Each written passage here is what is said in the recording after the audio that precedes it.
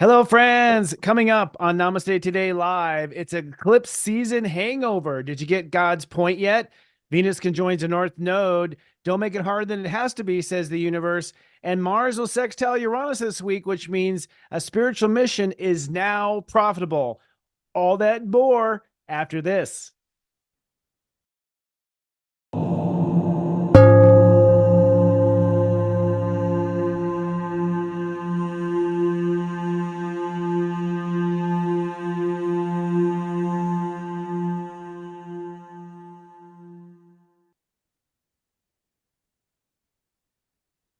All right. Sorry about that. We tried a new open and I was clicking around to see what was live and what wasn't live. Welcome to Mercury Retrograde, friends. It is Friday. I am Sensei Christopher Oteki, streaming live to you on every one of our platforms simultaneously. We call this a supercast on YouTube, Facebook, LinkedIn, X.com, formerly known as Twitter, and now on Instagram. No matter where you are chatting from in the super chat, say hello and say where you are chatting from. We'd love to say hi to you right now. Energetically, hello, Carol. Hello, Grace. Yippee. Who's in SoCal? Carol. That's awesome. Hi, Carol. I missed that. Hi, Annie. Hello, Shiva. In DC, it's Neetu. Oh my God, it was so good to see you again, Neetu. I met her in person. Sydney Aaron in the house. Jen Fitness, Evil D from Auburn, California. That's really kind in California because it's a little early there for y'all. And Olaf from New Mexico and Jennifer Rosati. Hello to Charlotte in Toronto. We'll do one more here for good luck. Christine Horner in Tucson. And my soul brother, Daryl Blankenship in Palm Springs. Thanks for popping in there. A Taurus is never late. It's always perfect, Daryl. Everyone, is an interesting time. As I mentioned in our new cold open, that was what you saw there. We did what we call a cold open, trying to just move things around here to be different and shift things up. It's going to be a powerful week, really. We're coming out of a eclipse season hangover. We're going to talk about what exactly does that mean? What the hell was God's point anyways? Venus will cross the North Node, so the universe is really saying over and over again, don't make it harder than it has to be. We'll talk about that as well. And Mars sextiles Uranus at the end of the week, which basically means it is time to go all out on investments.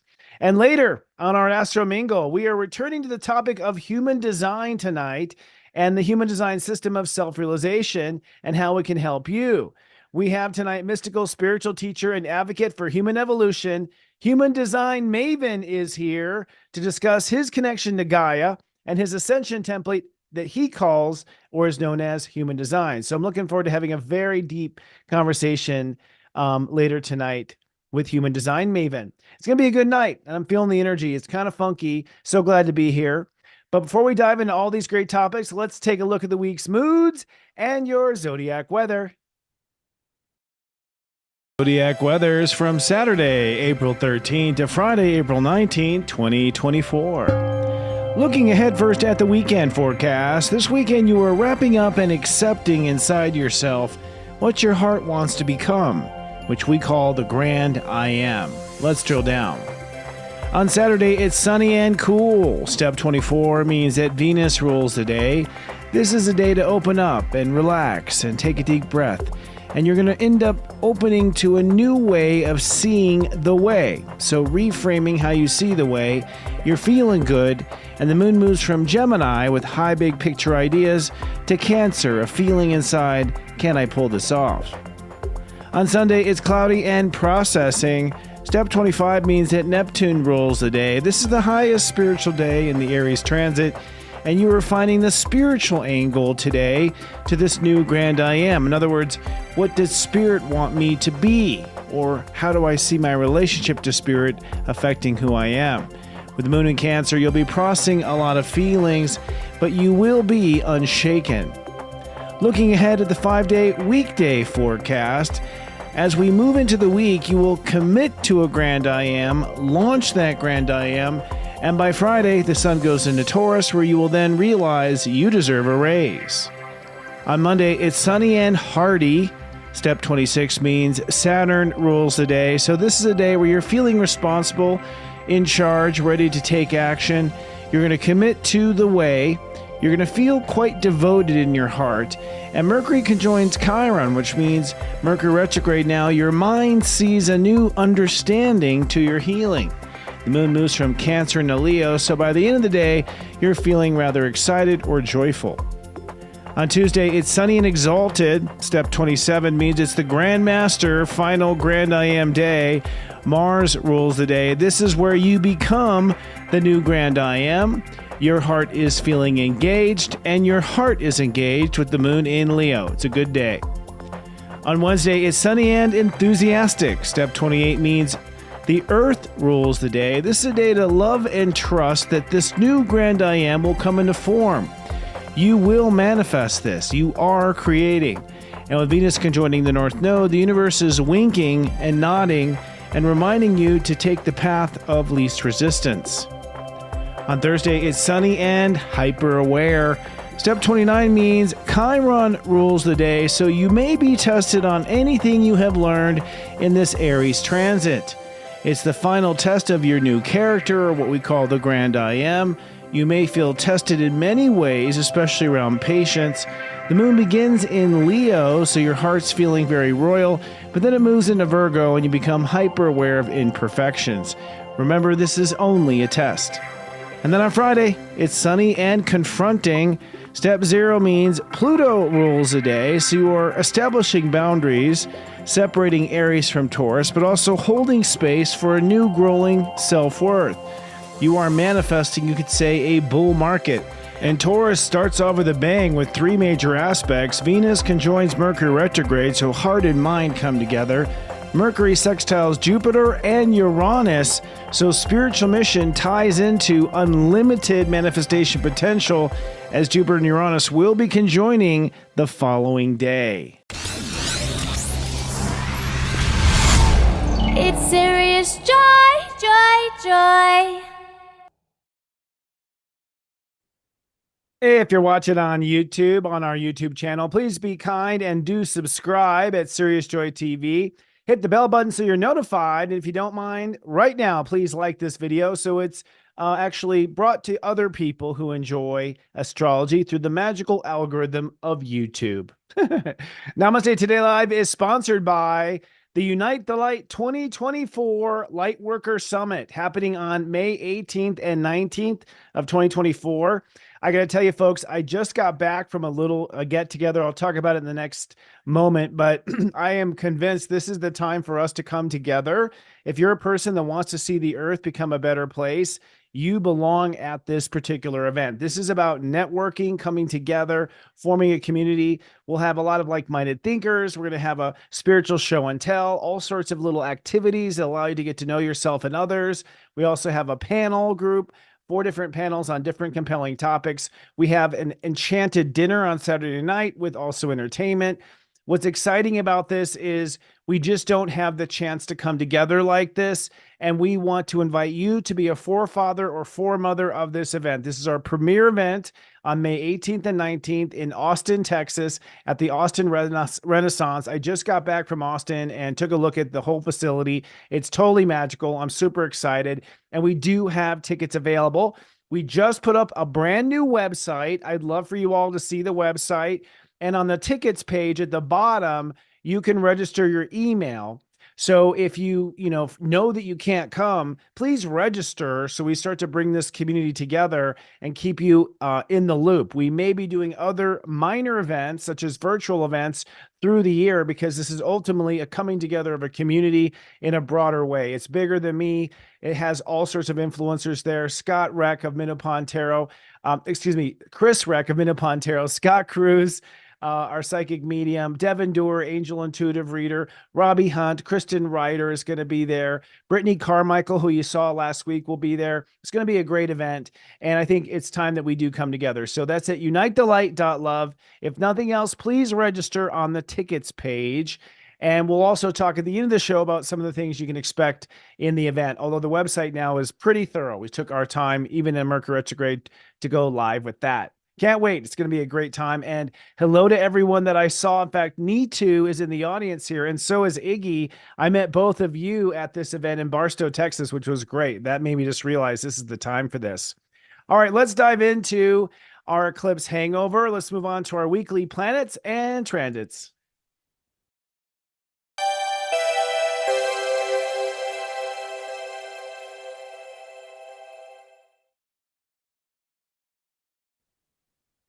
Hello, hello. How are you feeling, everyone? I'd like to see in the chat how you are feeling. Yes, Christina was there as well. Hello, Christina. We are coming off, for those who are just tuning in, hello, welcome to Namaste Today Live. I'm Christopher Witecki, Sensei Christopher. Been at this for a strong 18 years now. And I'll tell you, after this eclipse, I felt that 18 years. like I was like, okay. It was quite a moment for me. I mean, I think both the eclipses, I'm happy for them to be over. They were very intense. The first lunar eclipse that we had 2 weeks ago, which I described as a karate chop to our Migo, I personally did feel that was, let me actually look at it exactly. It was 4 degrees Libra against the Aries, right? Full moon lunar eclipse at 5 degrees, excuse me, Libra. That first eclipse, over 2 weeks ago, 2.5 weeks ago, for me, was me realizing that I'm not the same person I thought I was on the inside anymore. It was the realization that I have grown. The second eclipse that we just experienced last Monday, where I went to Texas to witness it, I have to say it was a very magical experience. For one, I was with the Team Light, a group of light workers called Team Light, and that was a group of spiritual people like us. And I could feel the camaraderie, and really I could feel what feels like a movement. I can feel a movement. And I've been joking with people, like the last time I felt a movement like this was the rave culture in my 20s. So when I was in my 20s, there was like this huge rave culture, and I didn't even get caught into it till the end. I was a late bloomer there because I got married and had a kid and was like super climbing up the corporate ladder. But I remember when I was in that culture, feeling the plur, which is peace, love, unity, and respect. I don't know if you ever heard that, peace, love, unity, respect. But it was like, although it was young, generations pretty much on drugs, helping each other on drugs, like there was this kind of vibe of like mutual love and respect. And I remember thinking of myself at that time, like, oh, this is what mom experienced, who is a baby boomer and was in the 70s and, went braless to concerts, right? Like, so I remember that, like, wow, okay, this is what mom must have felt. But the rave culture was built around just music, and there was also a lot of drugs there. And so there's this feeling and desire of wanting to be together, but as soon as the drugs wears off, it's over, right? When I went to this weekend to meet, up with this group of people, I also had the, pleasure of meeting up with people that I've been meaning to meet for a long time who happen to be in that area. And I have to say, I felt this time a similar camaraderie brewing, like a movement brewing. I could feel that we are a generation that hasn't really come out to say hi to each other yet, and that we've been slowly, waiting for this moment.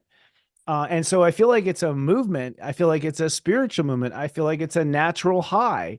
Everyone there was on this natural high of just being around like-minded people. I remember that there was one of the speakers at this conference was talking about some alien from Venus. I can't remember what his name was now, who was working in the CIA, and he was working, in our government, and just all this like deep, deep alien conspiracy stuff. And I remember thinking to myself, this is the only place on earth where I feel like I'm in the right place. Like, like I'm compelled by this. I want to know more. If my family saw me in here right now, they'd think I was certifiably nuts. But all of us looked around at each other and was like, yes, we're all into this shit. So it was like a triumphant moment there for me. And I was like, my people. And it made me realize, thinking to unite the light. Yes, I mean, when my guides put pressure on me, and they put some significant pressure on me to form an event, I knew it was bigger than myself. But having going to this weekend, I really felt like, oh, it's definitely, this is our culture coming together. And I feel that that's what the eclipse was. So this has an eclipse relevancy to it. I had predicted prior to this eclipse that it was going to be this unification of our past lives coming together, and really feeling whole, that we had been fractioned from trauma in past lives, fractioned off in different pieces of ourself, and that this eclipse was unifying that. What I didn't expect, but makes sense in the step system, is 19 is 1 degree from 20, and ultimately 20 is community and 19 is the step before community. So what I found was really fascinating was, oh, this eclipse is not only putting the final touches on your personal integration of your past lives and yourself, it's also then opening up to the next step, which is where we come together in unity. And I do predict this. I predict that this year we will come together in unity. And I do predict that we're up against some shenanigans. I can feel shenanigans are coming. All my psychic team agrees they feel shenanigans coming. Everyone I spoke to at this event says, yes, we feel shenanigans coming. We don't know what those shenanigans are. But what we do know is we're at a point where we're so not afraid. We've seen it all. And we're now looking through the eyes of our own personal spiritual wisdom. We're not the naive, easily spooked population we were in the year 2020. We're just not that population anymore. And among the light workers, I do see this calm resolve within us where, I think we've been beaten up enough by our own karma. So we've seen shift and we've been to hell and back. And so this isn't our first rodeo. And so for the first time, I saw amongst this group of people a sparkle in the eye that I would imagine the forefathers of the American Constitution also saw in the colonists of America, that there is a new world brewing. And this is what I feel that the eclipse ultimately launched, was that without apology, without permission, it's now time to go and create the earth we want to live in. And I think that's what the step 19 was this idea that it's time to manifest what the result of our healing is. So you healed yourself. You had Atlantis, you had Lemuria, you destroyed the entire earth with everything, including floods. You came back up, and here you are again. What say you? Basically, is what the universe is saying. What are you going to build with your earth now that you've destroyed it and come back? Are you going to build something great, or are you going to allow these old, bacteria and protocytes to keep feeding off of your light? Which is it going to be? And I feel like everyone was resolved. We know exactly which way it's going to be, but the feeling we feel now is it's time. It's time. That's it. It was this a strong feeling of it's time. Now, on a personal note, I felt that the eclipses were very difficult because I was surprised where I still had things that I was learning. I fell into lots of karmic traps myself. My karmic issue is letting people down. So my issue is like feeling like I let the world down. That's why I've been an overachiever my whole life, because I was actually working against my own karma of letting the world down. And so there were like maybe 4 or 5 times where one time I slept through a meeting. Actually, 2 times I overslept. Like little things happened that were just sort of amateur, our situations that I'm no amateur by any means. But in that moment, I fell into the amateur kind of mode and had to like sort of swallow my pride and stay mature and not go there and not let it haunt me and not let it make me feel like my past was coming back and like, not drop the dishes basically. And I had like 3 or 4 of those moments. And I saw with other people, they were having their own drop the dishes moments. They were having their own karma, whatever their karma was.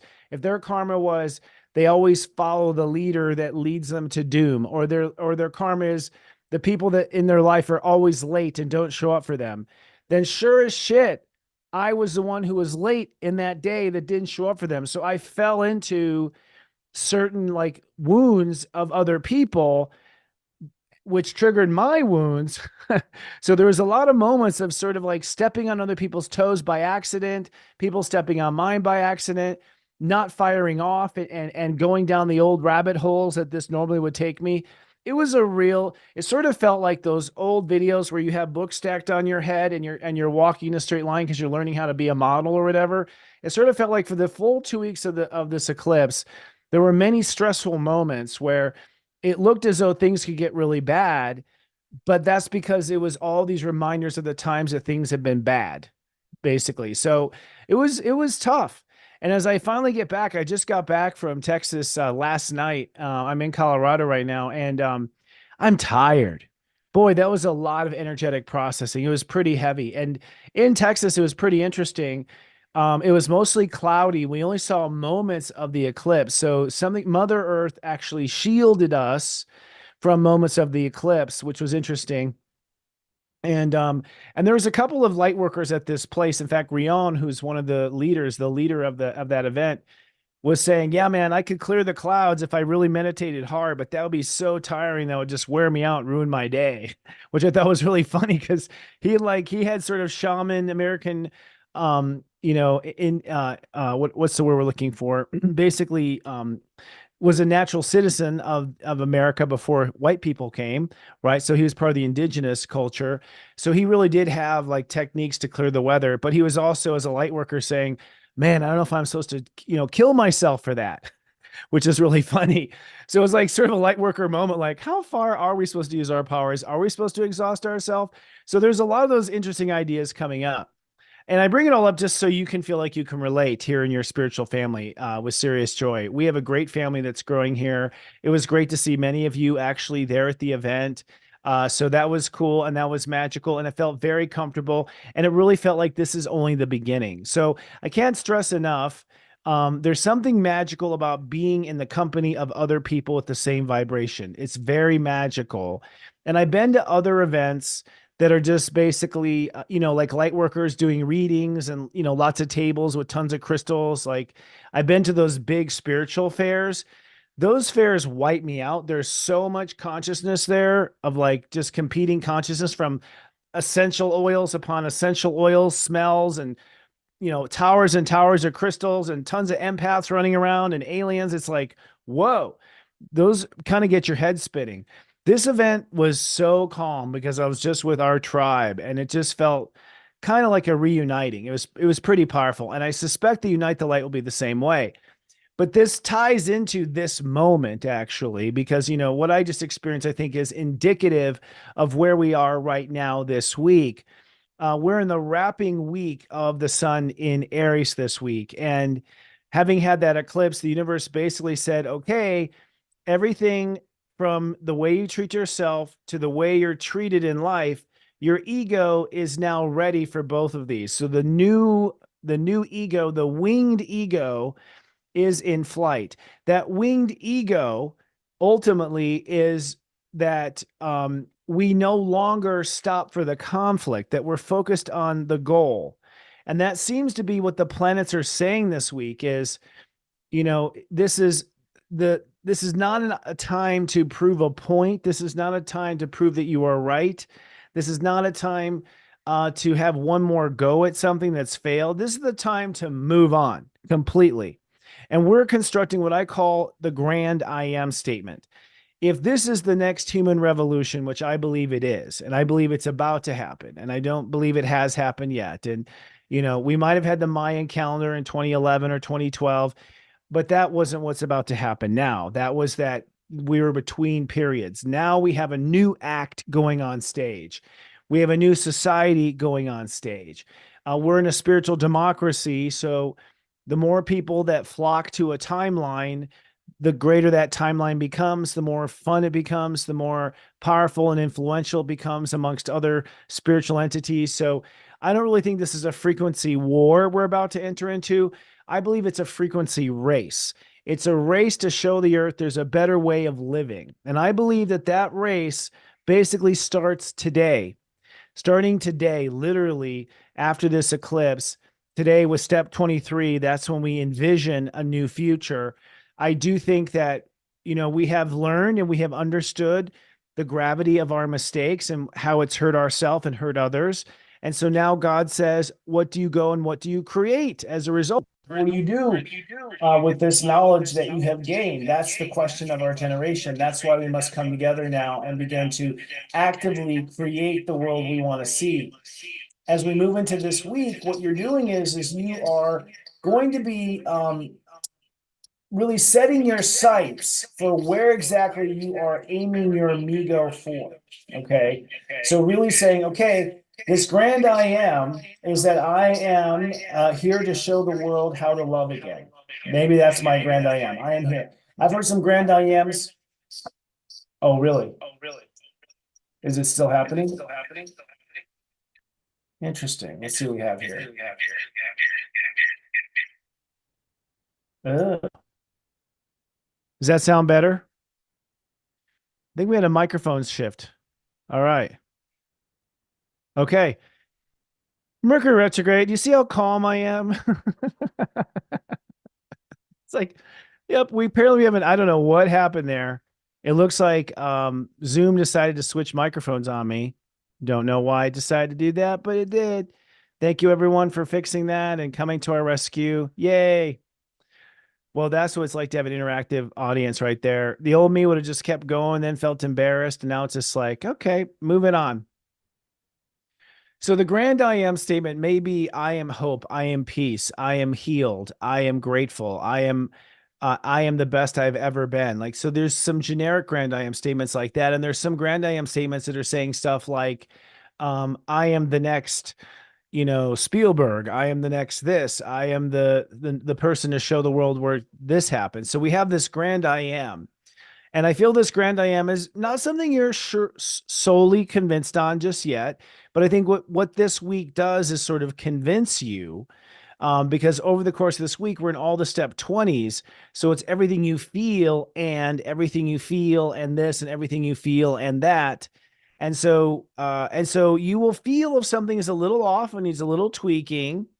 So it's not going to be, I'm not the next Spielberg. I'm not really crazy about Spielberg's work. I'm the next impact of Spielberg. So it's like you start to just kind of twist the dial and shift things just a little bit, to sort of tweak, how you feel about certain things. And really what you're doing this week is discovering your posture. So if you were a diver, a diver will like make sort of a posture before they dive. We're sort of making our posture before we dive in. If we're ready to dive into this new operating system of the grand I am. And so through the course of the week, you're going to be feeling what feels right, what doesn't feel right. With the Earth in Libra this week, we're then manifesting our teams, and we're manifesting who's with us and who's not with us. And by the way, I really feel people are making very last minute decisions about what Earth they're going to be on, Earth 2 or Earth 3. Some of my recollections over this weekend was just like, oh, this particular relationship is staying on this earth and this relationship is going to that earth. So I saw in some cases that there would be, people parting too at the last moment. I've even had people who said they were going to unite the light, and the last moment they're saying they're not going to unite the light, which is great. But I feel like that's part of what's happening right now is we're sort of finding where our tribe is. And when we do find this tribe, it's going to be the tribe, I think. I used to watch my grandfather go to VFW, Veterans of Foreign Wars. Like that was his tribe. They went to war together. They fought the war together. Afterwards, they all hung out with their wives and their kids year after year after year at conventions, remembering the days. And I think it was more history based than it was in their present. But the point is that when generations come together to change the earth and change the playing field on the earth, which I believe is the generation we have here in front of us today, it's a generation you remember for a lifetime. So I was feeling a lot over this last weekend of some people are going to be in my platoon, and some people are not going to be. And that's fine. We'll see you when the war is over. We'll see you when the race is over. It's not really a war. I think it's a race.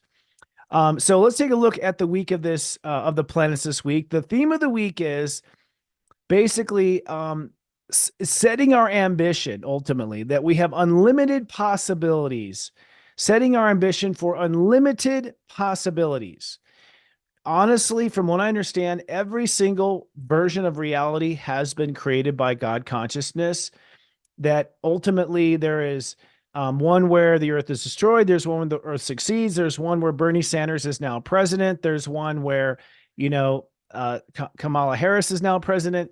There are all these varieties. And ultimately, you must realize that quite often your own pain, things you're trying to avoid subconsciously, keep you from choosing a path because you assume that that path will be the same way it was the last time you did something similar. And of course it won't, because that's the whole point of doing it again, that it's not the same as it was the last time. So unlimited possibilities. You can do what you did, but this time without this. Oh, but they always have to have this. That's the past. Now you're the future. In the future, you don't. So I think part of this week is removing emotional hesitation that you don't realize is putting a bummer on the whole production, that you don't realize that you're emotionally sort of what's the word, dragging your feet a little bit, and it's because you're assuming it was going to be the same way it was the last time. And once you free yourself, so how you test that to go, okay, what if I don't allow boys on the trip? Oh my god, I suddenly feel great about that idea. Yeah, we'll just leave all the husbands at home, this will be a girls thing. Boom, suddenly it feels great. So all you have to do is remove the thing that doesn't feel right and see how it feels. It's that elementary. And voila, you have now set to unlimited possibilities. The subplot of the week is reformatting the way. Reformatting the way. So, or reframing. I have it twice here. So, this reframing, what this ultimately is that the way you are going to do it is not going to be the way you're going to do it. And this is exercised by the fact that Mercury retrograde will conjoin Chiron on Monday, April 15th. And what that means is that you're going to be realizing that the grand I am idea you came up with at the eclipse needs some editing or modifying. So we're going to reformat and reframe the way we look at the journey, the way we look at the mission. And so there's this planning of like, okay, making some adjustments. So it's sort of like the eclipse was this big like target in the sky that we aimed for. And now we're like, okay, let's actually look at it from this point of view. And maybe we should be from above instead of from below. So we're kind of shifting consciously our perspective, trying to get our goal in better sights. And the key question of the week is, who's on my team? Who's on my team? Knowing who's on my team. Now, you know whose team you're on. And I think everyone knows when you're on someone's team. I know I'm on your team. If you're watching, I'm on your team. I'm here to help you. Anyone that walks in my door, I'm here to help you. You're on my team.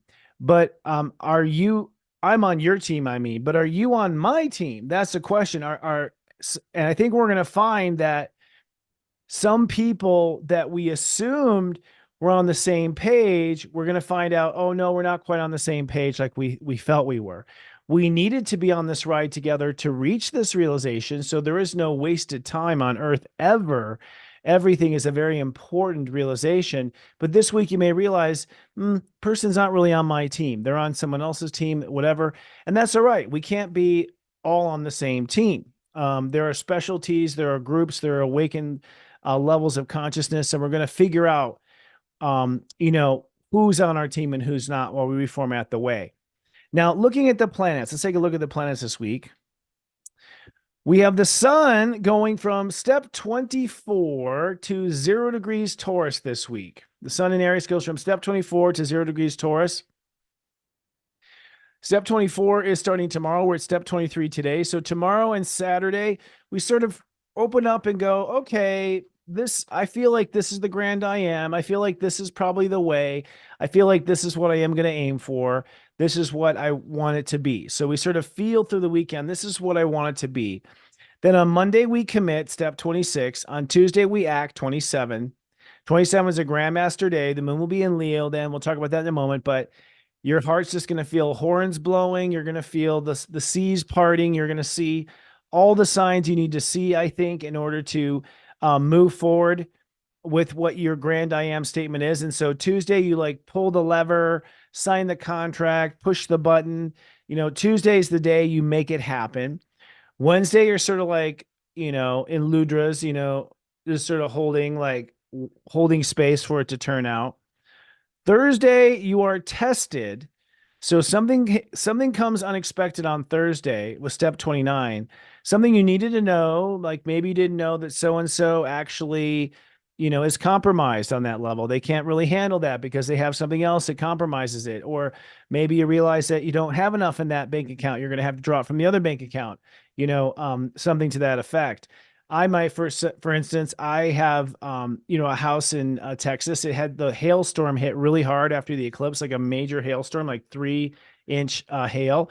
It's caused damage. So now I have to, do some home repairs. So there's some surprise things that may come up in your effort to move forward with your plans. But then come Friday next week, I'm going to be in a very vibrant energy because it'll be 0 degrees Taurus, and we start the grand I am manifestation. We start to manifest this new project for who we are energetically. Now, of course, we have Mercury. Mercury is still retrograde this week. Mercury goes from step 21 back to step 17. So that's part of the reformatting the way. Mercury goes, okay, this is the vision for where I see the grand I am. I'm going to be the next great this or the first great that or the little known this or that. So we're going to come up with that grand I am statement. And then Mercury then goes, all right, well, if I'm going to do that, well, then I'm going to have to do this. I'm going to have to get these clean. I'm going to have to get this done. So Mercury starts recalculating some of the bigger tasks that have to happen for you to be able to reach that grand I am statement. So it's a big planning moment for Mercury. Venus also is the same thing. Venus goes from 10 to 17. So this is also part of the reformatting the way, reframing the way. Now that we have the goals, you're going to do a lot of organizing, getting things out of the way, opening up to stuff like, well, I guess I have to open up to, filing an insurance claim. And I guess I have to open up to procrastinating this that was going to happen on the house. And so there's a lot of rearranging of the parts, and that's the reformatting of the way. So there's a lot of activity of sort of reframing and reformatting. But here's the deal. The North Node's still at step 15, Aries. That is the path of least resistance. So at the end of the day, God is saying, take the easy way, take the light way, take the path of least resistance, take the way that is the way that will cause no harm, will do the highest good, that will meet all parties' expectations. That's the path to take. And we have actually Venus conjoin the North Node on Wednesday, which is the day when we're in that moment of just sort of holding space for it to come together. And so God is saying on that day, take the easy way, take the easy path, take the path of least resistance. This isn't a time to load more on your plate or try to build muscles from lifting heavier stuff. We want to go farther, faster right now than heavier, deeper. Okay, so this is a time where you want to go farther and faster energetically. So that's all going on. Then Chiron, of course, in Aries, 19 to 20 degrees. That's pretty profound. Chiron was at 19 for the eclipse. That eclipse conjuncted Chiron at 19. That was the big spiritual disinfectant that wiped out the stuff that was in the way. It goes to 20 on Thursday, which means we start healing our emotional field to be able to hold the emotional space for the grand I am. So it's like, okay, if I'm going to be the next great so-and-so, I can't have the emotional baggage of my ancestral karma. I can't have the emotional baggage or the chip on my shoulder. It's another way of saying emotional baggage. I can't keep this chip on my shoulder of the time when it didn't work out for this. So Chiron starts saying, okay, by the end of the week, by Thursday, let's start removing those emotional chips on our shoulders that sort of keep things from being twinkling bright and sharp for us as we put on this new grand I am crown. Moving on to Pisces. We still have a lot going on in the sign of Pisces. 3 big planets, Mars, Saturn, and Neptune. Mars is the big instigator in Pisces, and Mars goes from 16 to 21. Notice all the 21s, like we go from 21 down, and then we went up to 21, with Mercury comes from 21 down, basically, and Black Moon Lilith is going from 21 to 22. You're going to see Mars ends up at 21. A lot of 21s this week. 21 is a new narrative. So basically, we are launching the new spiritual narrative in our life, and that's what's moving forward without any hesitation. So there's this new spiritual, narrative where I am guilt-free, and that's actually one of my narratives. One of my narratives is like, I'm not going to worry about it. Like I used to be a worrier. I used to lose sleep. My new spiritual motive is I'm not going to worry about it. I've done enough in that life. It's got me nowhere. It's given me no advantages. It didn't stop what I was worrying from happening. So, it's one of those things I'm killing. So I think you're going to find that you're implementing and killing off old spiritual habits and adopting new positive spiritual habits. So I think it's terrific. Saturn goes from 14 to 15 Pisces. That's a big deal. Moves to 15 on Thursday, the same day Chiron moves to 20. So both Chiron and Saturn both advance a step on Thursday. The significance of that is that now Saturn at 15 says, okay, take the path of least resistance. Saturn is saying, take the spiritual path of least resistance. So we're getting now 2 a semi-sextile, the North Node at 15, Saturn at 15 Pisces, both saying, take the easy way, take the proven way, take the way your soul knows to go right now. Sometimes we take the hard road, but this is not one of those times, says the planets. I keep underscoring it for those who are wired to think that hard means good or hard means wisdom. No, it doesn't. Hard means you're not sophisticated enough to learn it easy. It's a lack of sophistication is what hard really is. So Neptune at 28 degrees, all this falls under the grand command of manifesting the new spiritual destiny, Neptune at 28. And so this is all for the purpose of basically manifesting the timeline you want to be on. And I did do some timeline jumping when I was in Texas a couple of times. It was pretty interesting. I'll have to tell that story another time. Looking at the moon right now is in Gemini, if you don't know. So we are bouncing off of ideas, thoughts, and feelings. Stays in Gemini all day tomorrow and part of Sunday. So we will emotionally be processing what we think about things and how we feel about that. So I think this, well, I feel that's crappy. Well, I think this, well, then I feel that. So basically having a bird tweet conversation with ourselves inside of our head today and tomorrow. It's really Saturday, Sunday, and Monday, which are the deep emotional days. These are the days where on Saturday it's step 25. So there's a lot on Sunday, it's step 25 with the moon in Cancer. So Sunday is a very cloudy spiritual processing day. I am finding some people managed to hold out for the entire eclipse season and never had a breakdown. And that's a tribute to your strength, but no one's getting out of this. So, if you didn't have an emotional release, your body might take some sort of dis-ease and you might end up having a cold or the flu or something like that. My point is that if Sunday's the final day of emotional purge from the eclipse stuff, so there might be some stuff to process still on Sunday with the moon in Cancer. And then the moon is in Cancer on Monday and moves into Leo. And once the moon is in Leo late Tuesday and through the rest of the week, then the sun comes out. We've processed all of our clouds. And so, late Tuesday, Wednesday, and part of Thursday, our heart is beaming and we're just feeling this joy, I think, for the grand I am. So I really think Tuesday, Wednesday, and Thursday, which is 27, 28, 29, is a really passionate, exciting, life is moving forward. Oh, this is exciting. Thank Goddess. I'm happy that this is happening. So I think we really feel the joy of our life moving forward and out of where it was. It may not be where we want, but it's not where it was. And I think that's great. And then, of course, then Thursday night, the moon moves into Virgo and on Friday in Virgo. And so Thursday and Friday, you sort of come down off the honeymoon. You sort of realize you drank too much or you ate too much in the Leo indulgence energy. And so, sort of reality hits as far as how we need to get business. Time to stop dreaming, time to start doing. And that's sort of how we start off Taurus. It'll be a very productive Taurus season this year. And I think next Friday, you're really feeling like, okay, enough planning, let's do. And so the rubber hits the road, you could say, next Friday. So in Aquarius, we still have Pluto now at 2 degrees. Pluto snuck up to 2 degrees yesterday. This is part of the quantum weirdness that I'm feeling. I think it's also part of the heaviness. A lot of people reporting in feeling tired, heavy, lethargic. I personally believe this is the reason for it. Pluto has opened up access to all frequency in the Aquarius spectrum. And so I think we have the ability to feel through time space right now. I know that sounds a bit out there. I'm explaining it in more deeper terms in my daily pep talks on SiriusJoy. So if you want to go deep in these things, that's one reason to become a subscriber. But ultimately what it is that we now can sort of feel through all vibration and psychically basically remote view into any frequency, anytime, while Pluto is at this magic number of 2, which is through the rest of April and most of May direct.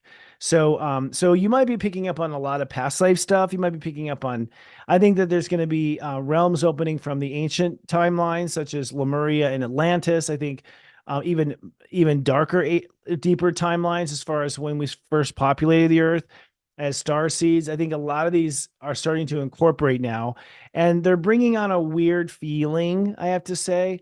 One thing about this last thing I went to this last weekend, there's a strong alien presence there. And when I mean alien, I just mean the friendly parts that want to make friends with the humans this lifetime. So for the first time, I'm feeling alien culture sort of coming on the earth. And I think that's Pluto. They've always been here. I just think we can't feel it now. We can feel it now that Pluto's at 2. So it's kind of an interesting vibration I've been picking up on. Moving on to Virgo, our fears do move up a notch this week. We go from step 21 to step 22, Virgo, with Black Moon Lilith.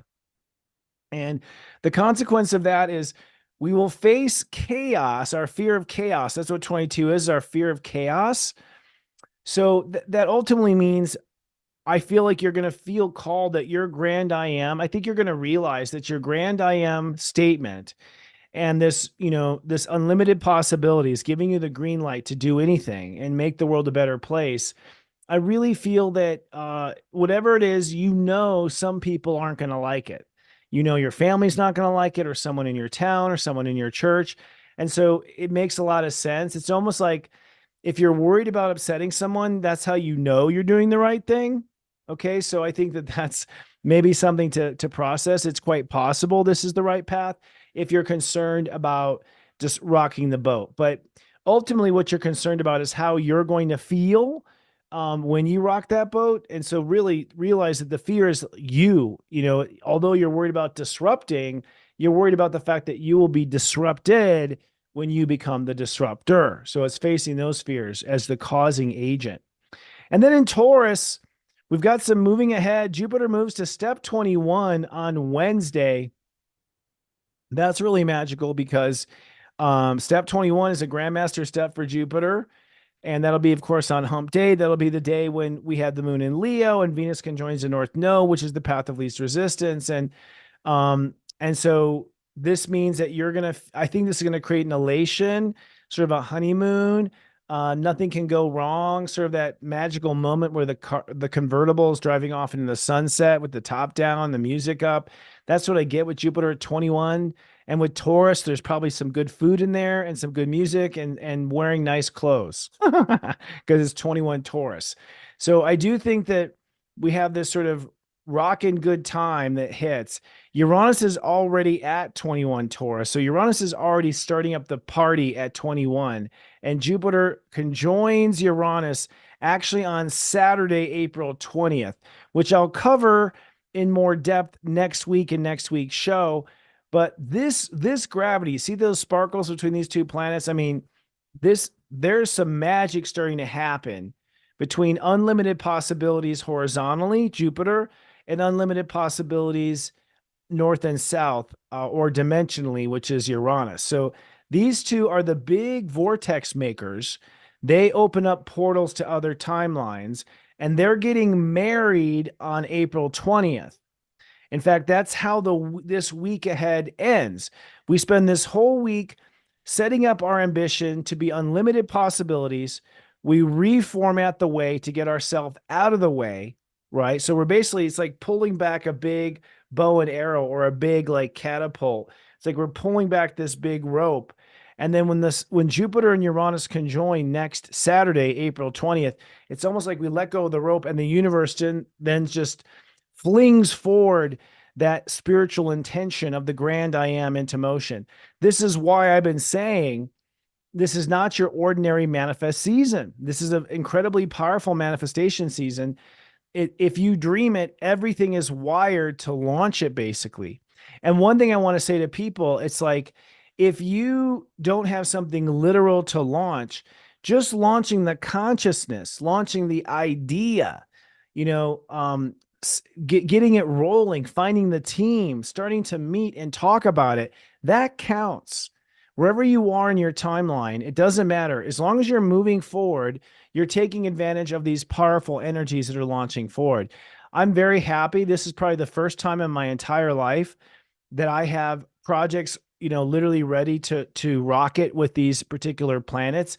I've never been so organized in my life where I had all my projects in a row. I was sort of winging it. This is the first part of my life, actually, where I'm in synergy with the planets and launching. Unite the Light being one of those events when the sun conjoins Jupiter at 28. So we plan to unite the light around these planets as well. So a lot of positive growth in Taurus. Next week, the first week of Taurus is off the hook. So really, this is a time to say yes and to not say no to anything, and to say to people, I'm not 100%. I'll get back to you, but don't say no to anything. Don't shut anything down. Let's see how far everything unfolds, and don't be afraid of missing your opportunity because the window will be open probably until about June. So if you sit on your can and do nothing till June, okay, you missed it. You missed the ferry. You're not going to go on this adventure. But if you get something in motion by June, I think that just the gravity, it's just like having owned a website in 1995. If you had a website in 95, you could have been huge by 2000 just by being there early. That's where we are astrologically. If your project is here ready now, then just the momentum of consciousness is going to push you to the top. And yeah, some people who did not do the work will end up at the top because they got in line at the right moment. And I'll be damned, they cut in line, and I'll be damned, their stuff took off. They didn't do any of their homework. What the F? But that's fine. God works that way. It's the way consciousness works. All right, so let's take a look at the actual charts themselves. And I'm trying to be water conscious. I've got my hydrogen water.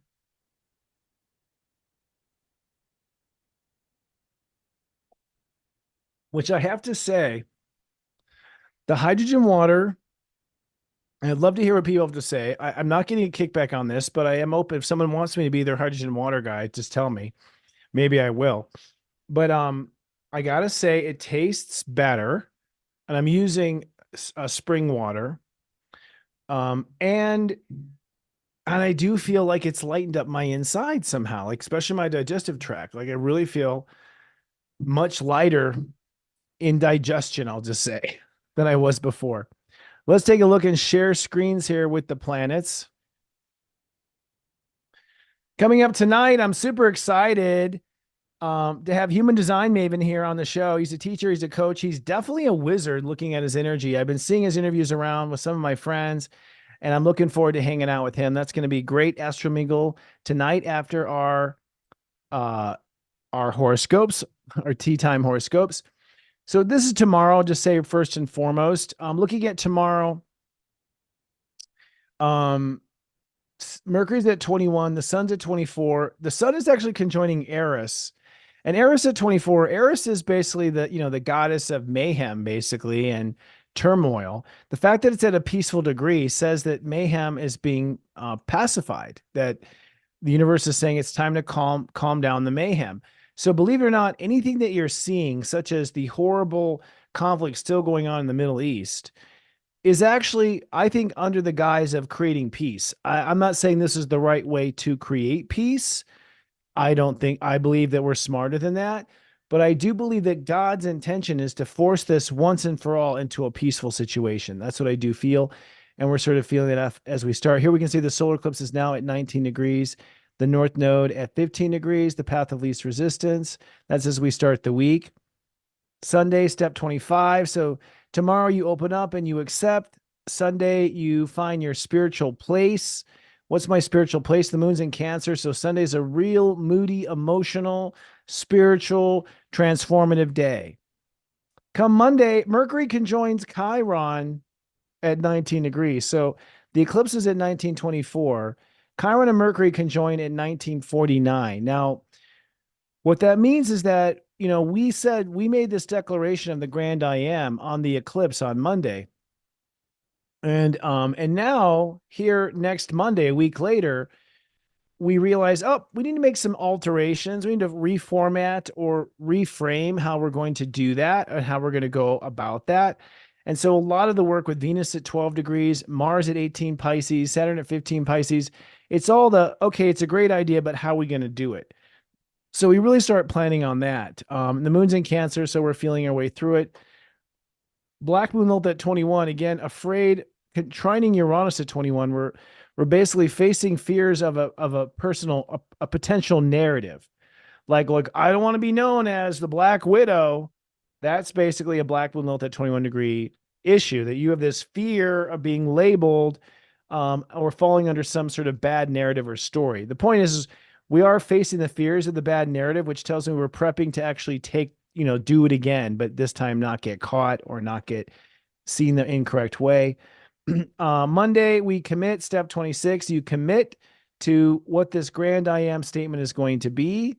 Then on Tuesday, You can't see it. It's 1 minute away, but it goes to 27 degrees and it actually conjuncts Amor, which basically means that this becomes some sort of a love story with yourself. I know that's kind of twisted, but there's basically a love story with ourself. We fall in love with this grand I am statement, and you are meant to fall in love. It's going to be part of your love story. The good news is at least it's not a victim love story, right? How many of those love stories have we heard over the years? Like, please stop telling me about all the bad things that happened to you. We do have that with people.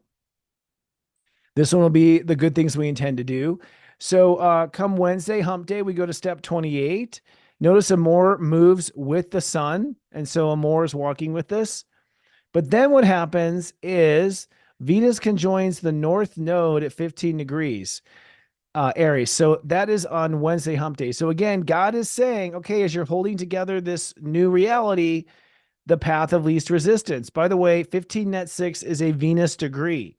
So this is a divine feminine commandment that it doesn't have to be hard, that you don't have to flex your muscles. Yeah, that might be sexy in some places, but now is not the time. Just move along your path and be done with it, is what the universe is saying. Jupiter now at Grandmaster 21 at this moment, and about to go nuclear with Uranus at 21, which will be on April 20th. The moon in Leo, I am loving it. I am loving it. If you're wondering, this is hump day. So on hump day, literally we are over the hump and we are we're ready to sell ourselves on the story. Then come Friday, that's the next headline.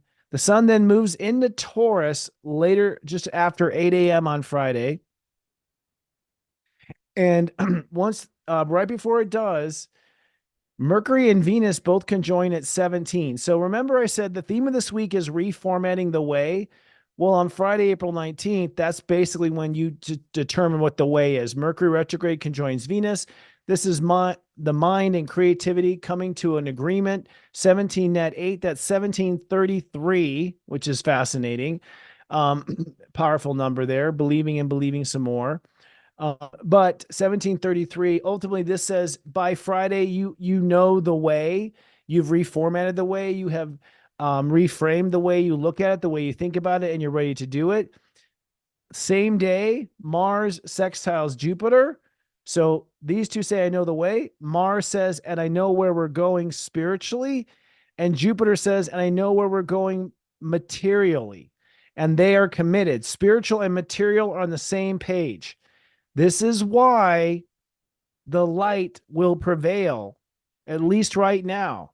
God is aligning spirit with money.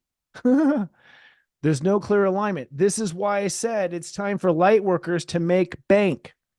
It is time. It's time to shift the center of power and resources to the light. And this Mars sextile is, to me, the proof. And then, of course, Mars sextiles Uranus a few hours later.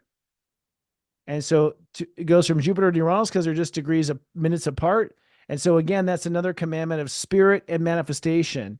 So the week ends on Friday. Basically, that's going to happen when I'm doing this show next week. So I'm going to be bouncing off the walls. This is my low energy week.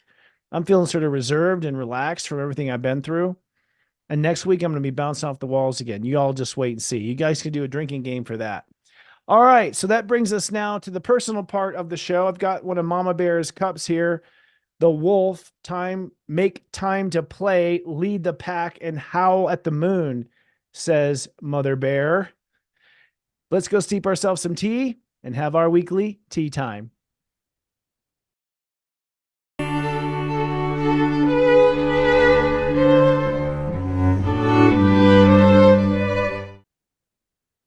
All righty. All right. I don't know why I've had him in my head for a while, but I have. Hello, everyone. Hello. Aru. Yes, Nikki. Thank you. Wolf. Yes. Awesome. So this week, we're going to talk about 4 things in our horoscopes. Of course, I go through in depth in this. And incidentally, we do release these every Tuesday. We also release them in the service at SiriusJoy in the middle of the week as well, so you can watch them again.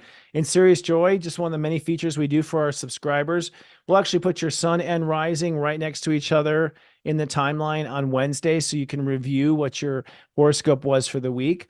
But this week, what I'm going to be talking about is, first of all, launching the grand I am. Where is the grand I am happening for you? Where are you launching this in your life? Where are you becoming a new character? Then the earth in Libra, as you're becoming this new character, where are you developing teams and collaborations? Collaboration is the new cash. So where are you creating these new collaborations in cooperation with this grand I am energetically? Then I'll talk about Mars at 21, sextiling Uranus at 21, which is next Friday's transit. So where's there a new spiritual story opening up in your life? So where's that new spiritual story? And how is it tied to a new financial story? For all 12 signs, I'll talk about how your spirit and where your spirit is tied to your financial abundance. And as I've been saying over and over again, I do think it is time for the light workers to make bank, all of us to make bank. And I don't think it's shallow. I think it's using the power of God for good things, especially when good people have resources behind them. I think it's only good. And I do think collaboration is one of the ways we're going to get there. So for all 12 signs, pay attention to your sun sign first, because that's where people tend to get messed up in astrology. They think it's all in their rising. But if you don't understand what's happening in your sun, then nothing turns out in your rising. So listen to your sun sign first, your rising second, and if you care to, your moon horoscope third. And that's the order in which I would process. And that's the order in which of importance. Sun is the first and most important. If you have a conflict between the sun and the rising, you must adhere to the sun before you make it go in the rising. So the sun goes before the rising, basically, just as the sun came first in our galaxy. First, there was light, right? First, it was dark, and then there was light. So ultimately. All right, I'm getting my water out, starting with the Aries.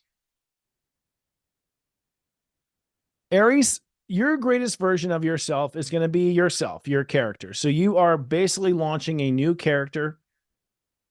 You rule the topic of character. So we don't know what that character is going to be like, but I am seeing, knowing the Aries with all the Pisces going on, that a lot of your spiritual values are now becoming infused and embedded in your character. I'm seeing that now. It's not the first time. We did have it way back in the day when we fought in the name of Christ and that sort of thing. So but this time it's not fighting. I think it's more leading. I think it's more trailblazing. But there's this new grand I am character in which you are going to become the new Earth citizen, the Earth 3 citizen, first and foremost. And I think this week you sort of figure out what that means for you. At the same time, with the Earth in Libra, you are manifesting partnerships and collaborations, mostly partnerships, strategic alliances between you and the opposite sex, let's say, or the same sex for romance. We could say for romance, but also for business, for community, for, unionizing and uniting your light in that sort of sense. So I think Aries are teaming up in a big way right now and maybe leaving certain teams that no longer serve them. Mars at 21 Pisces says it is now time to prove your faith to God. Now, proving your faith to God means that you practice the principles that you agreed to do with God. That's it. Only you know what those principles are. No church or religion can tell you what those principles are supposed to be. It's based on your own spiritual timeline. It's based on your own relationship to God. But God is saying it's now time. We are waiting for the Aries now at the starting line. It's time to put that belief in God, whatever you believe, it's time to put that into motion, says the astrology. And that will tie to literal abundance. With Mars sextiling Uranus at 21 in the house of money and finance, the big kaboom for you is going to be some sort of business opportunity, finance opportunity, cash opportunity, lending opportunity. I don't feel like you should have to go into debt for this. And if it's debt, it should be short-term debt, not long-term debt. But you do have some major abundant potential coming, residual income, passive income, however you want to call it, timeshare in another country. Something's about to blow up for you financially. But if you're in alignment with spirit, that's what spirit is saying. You have to be in alignment with spirit. And that's your spirit, not anyone else's spirit or anyone else's religion. Taurus. Tauruses, you are launching a grand I am in your relationship to God. You agreed to be a certain character for God in this lifetime, to play a certain character, to play a certain role. That character might be in your community, in your family, on your YouTube channel, or all of the above. But you are now stepping into that character that you promised to be. You promised to be this remarkable character during remarkable times, ultimately, especially if you're listening to my show.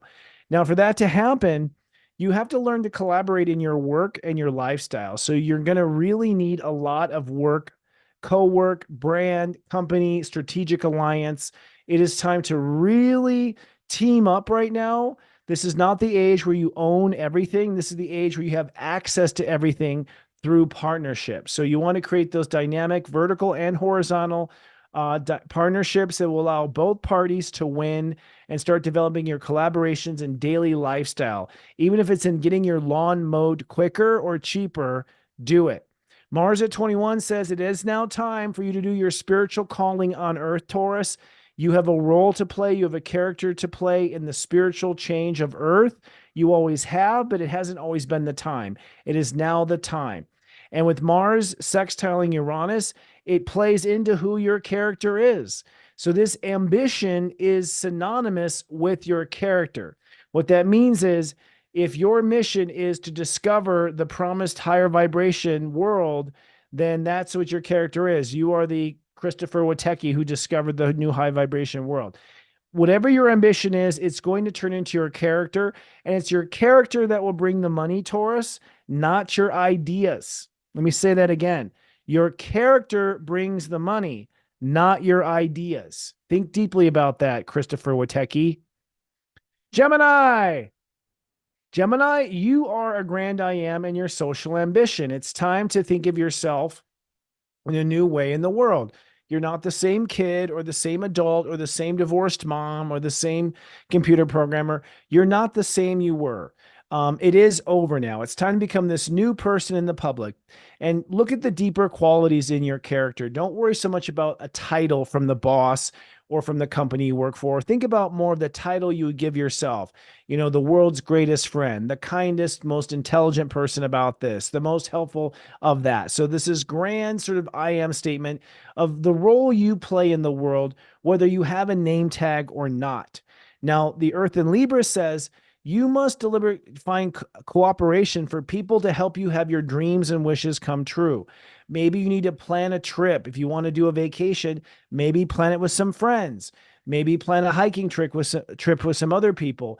Maybe plan, like, if you want to build a model car and that's your dream, maybe invite a buddy to join you in that. So invite a friend, invite some collaboration for your dreams coming true and your wishes coming true. If you're looking to find the love of your life, find a person who helps matchmake. So don't go after your dreams and wishes alone, is what the astrology is saying. With Mars at 21 Pisces, it does mean that you are now going to set your sights on what your legacy will be.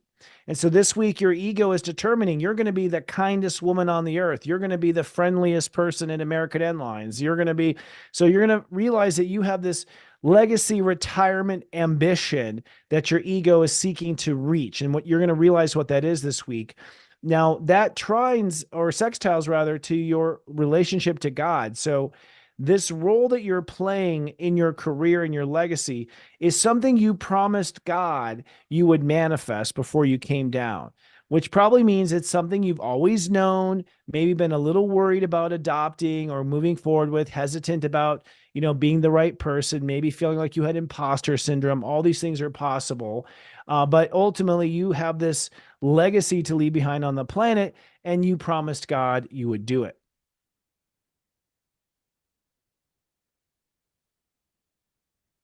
Water is so good sometimes. Cancers. Cancers, your grand I am statement is your legacy and where you will retire. So cancers have come to leave and make a mark on the planet. And I'm finally seeing this in cancers in the last couple of weeks where they're finally moving away from relationship issues and relationship worries and instead just focusing on who they've come to be and what they've come to do on the planet. So you've come to, you are the sign of a home and family, but your legacy, your career is what God wants to know about, what you do outside the home, which is really fascinating because, cancers being pulled out in the public means the earth must be really sick if the cancers all need to claim a grand I am career or legacy statement. So cancers are claiming this career grand I am. And that's not to say cancers aren't career minded, but for lifetimes, they've mostly been the ones running the home, frankly, and making the home work and providing the sustenance for everyone else. The Earth in Libra does mean that you must at the same time have good collaboration with your family, have a simpatico home family foundation. You have to have your home in order. You have to be really, if you have roommates, you have to get along with them. You really have to come from a solid emotional home to pull what you're about to do off. So I don't think that's going to be a reach for you, but maybe you were putting it off and you can't anymore. So you have to have that foundation in place to pull off what your ambition is. Mars at 21 says, hey, you have a life purpose. You've come here for a reason, and it's time now to go forward with whatever that reason or calling is. And it sextiles into your social ambition. So your money will come from whatever you're doing in society right now. If you're a part of organizations, if you're a part of a company that makes an impact on the world, if you're a part of an event that's going to make an impact on the world, that's where all the money will come for Cancers, is getting engaged, not married, but involved with your social ambition and getting closer to your social ambition. That's what's going to bring the money and the opportunity. And it's completely in alignment with your life's purpose. All right. Leos. Leos, your grand I am is that you've come here for a purpose. You've come here to be in the right place at the right time to do only something that only you could do. And it's time to really craft yourself around that. That you were born to ... What were you born to be? What were you born to become? What were you born to show us? What were you born to teach us? So you're crafting this new grind I am basically over the new vision for the world, or the vision for life and humanity that you see. It's sort of a thesis on how life should be. That's your grand I am, that you are a walking thesis of how life should be. Now, you're going to have to make a lot of collaborations with like-minded thinkers. You need to make sure that you have a lot of people in your court who are preaching the same thing, who think the same way, who drank the same Kool-Aid, who see the same scam as you do. You have to be aligned with a team of like-minded people. Don't waste your time convincing people. If they're not on the same intellectual page, they're not in your royal court. They're part of another kingdom or queendom. And I wouldn't really entertain any time and energy with any naysayers. You're just wasting time. Both parties are. So Mars at 21 does mean that the spiritual lesson that's in motion here is that in one day you would change. And this is that day. So although you've taken a lot of credit for who you've been so far, it's actually this moment and the people seeing the king or queen change, them seeing you change is what sells them on you for a lifetime. So you're about to sell the world on your potential because they're going to see you change. It's not about you staying the same. And this ties directly into your career, your legacy, and your retirement. So by allowing this change to happen, you will boost your potential for making money, manifesting success, hiring the people you need, bringing in the cashola, all because you were willing to change in front of everyone, probably a wardrobe change right in front of everyone. And that change is what leads to everything happening. So I'm looking forward to seeing the changed Leos. They usually change wardrobe, but that's it.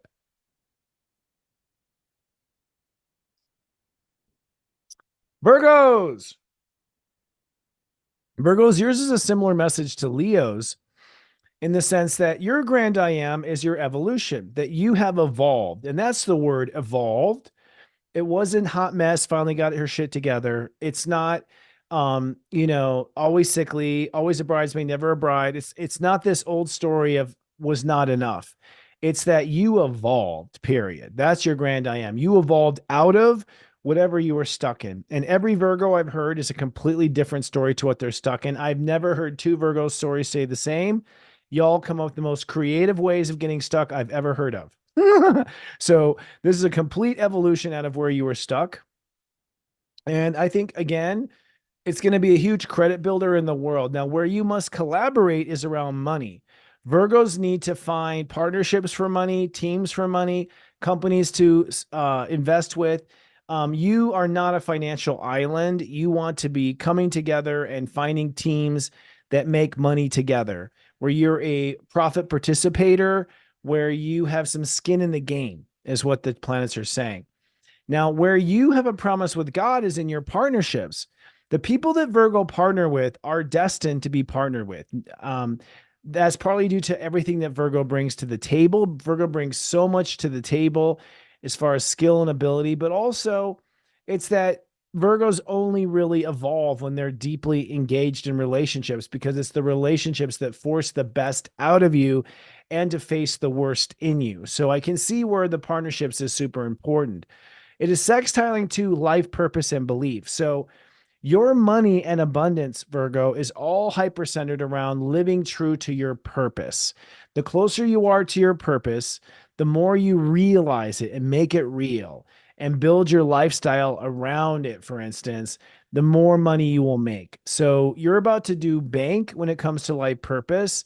And, I think part of it is that you make that purpose seem so real and grounded and identifiable. So, where other people have these high-minded sort of Sagittarius in the sky ideas, Virgo's like, yeah, it's this idea, but it can be done by this, this, and this. So Virgo brings the tactile, practical to the purpose. And I think that's why God's going to pay you handsomely for going forward with your purpose right now. Libras, the peace artists of the new era. Probably won't surprise you, but you are becoming a new person in partnerships. And I've been watching some Libras a little bit closer. And it's funny because Libras, first of all, I've seen a lot of change of Libras and partnerships. So Libras have been switching partnerships. I've seen them leaving partnerships, going into partnerships. So I'm seeing that in a big way, but not as much romantic as I usually see for Libras. I'm noticing Libras have sort of been in like deep, deep codependent, inseparable romantic relationships for this whole time. And now what I'm seeing Libras doing is expanding to collaborations, long-term partnerships with businesses, long-term partnerships with brands. So I'm seeing Libras sort of partner more with things outside the marriage is what I'm noticing. But I would imagine it varies on the age of the Libra. But I am seeing this new grand I am in relationships, and I'm seeing Libras take on a different hat in their romantic relationships, where you in your relationship said, I am the healer. And now maybe in your relationship, it's like, I am the space holder. Like, so I'm seeing the I am statement change in the marriages themselves. Now, to go forward, you're going to have to create a lot of collaborations with similar characters, partnerships with people who believe in the same thing, who are activists the same way you are. So it is time to partner up and collaborate with similar characters as you, people who are playing the same role. So I would imagine that would be, people who are doing the same thing as businesses are concerned. If you're a mommy with other mommies, if you're, an adult child of an alcoholic, you're with other adult children of alcoholics. Like, it's time to find people who have the same character and connect with them. Now, Mars at 21 Pisces says it is now time to start living a certain lifestyle. And so you are going to forge the new era lifestyle. This is kind of surprising because I thought Libras would, craft probably the new relationship. Like, what's the new 2.0 of human relationships? No, it's actually lifestyle. Y'all are crafting like what the new life is supposed to be. And that's sextiling into evolution, which means God is literally going to pay you to change in front of our eyes. You're going to make your money because we're going to see you be one thing very strongly and turn into something else. And seeing you become something else is going to what brings the money. So if you were going to change, I would document it, blog about it, create a reality series around it. I would make money off of whatever changes that you are trying to make in your life. That's where God is really going to just open up the pocketbooks, and really Libra stand to make the most money almost, next to maybe Taurus is similar. And we'll talk about a couple other signs right now, because that Jupiter-Uranus conjunction is in the house the house, the eighth house, which is the house of inheritance. So things you have coming to you. But I do think Libras are forging the new lifestyle, and that lifestyle is tied to this transformation, this evolution of who you are. Scorpios are becoming a grand I am when it comes to lifestyle. So Scorpios are going to become this new person in life. And I'm seeing this in all the Scorpios I know. Mostly it's more lighthearted and lighter. I think a lot of Scorpios are lightening up is the trend, I would say, what I'm seeing in the new grand I am statements. Working less hard, working smarter, not harder. using technology in their life, whereas before they did it manual. I'm seeing Scorpios actually hire a maid instead of cleaning their own house on the weekends. Like amazing. Scorpios have been practical. Like I'll just save that $150. And now, you're coming to the dark side, Taurus. You're like, just throw some money at it, baby. So Scorpios are, I think, figuring that out when it comes to lifestyle. The collaboration of Libra, it has to do with God. So the universe is saying, Scorpios, it's time to get together with like spiritual people. It's time to find your spiritual tribe. It's time to find your worship center. It's time to find your spiritual community. It's time to really get involved and align yourself and maybe collaborate in that particular. Keeping yourself close to God as you forge this new life is an important ingredient to the new life. And having people that reflect your spiritual relationship to God around you is really important right now. So Scorpios are basically being called to go back to church, but you're a new age church. Mars at 21 Pisces says, it is time now to move forward with all of your dreams and all of your wishes. And I joke about this because Scorpios have always had a little bit of a, like of a frown because they come from having been betrayed. And so, it's almost like I think God is really screwing with us in trying to get Scorpios to be like smiling like Japanese tourists. Like God wants you to like suddenly go from the frown to the total like smiling idiot. So the universe really wants your agreement with God is that you would now become a smiling idiot. Like you would just be like totally in your dreams and wishes, skipping down the yellow brick road. And when you see a scorpion skipping down the yellow brick road, holy shit, we're on Earth 3, aren't we? Now that energy is sextiling partnerships, which means that you're going to make a lot of money through your partnerships and associations, especially ones that are tied to dreams and wishes. So dreams and wishes partnerships are going to bring the most money. So this would be, yes, husband and wife collaborations. This would be business and business collaborations. This would be that, you're going to build a race car and they're going to drive the race car. So you want to collaborate on your dreams and wishes, and that's where the money is going to come, incidentally, is from that perspective. Sagittariuses. Sages are the unicorns, and it's similar to Scorpios. Your new grand I am statement is to go for your dreams and to make them come true, to go for your dreams and wishes.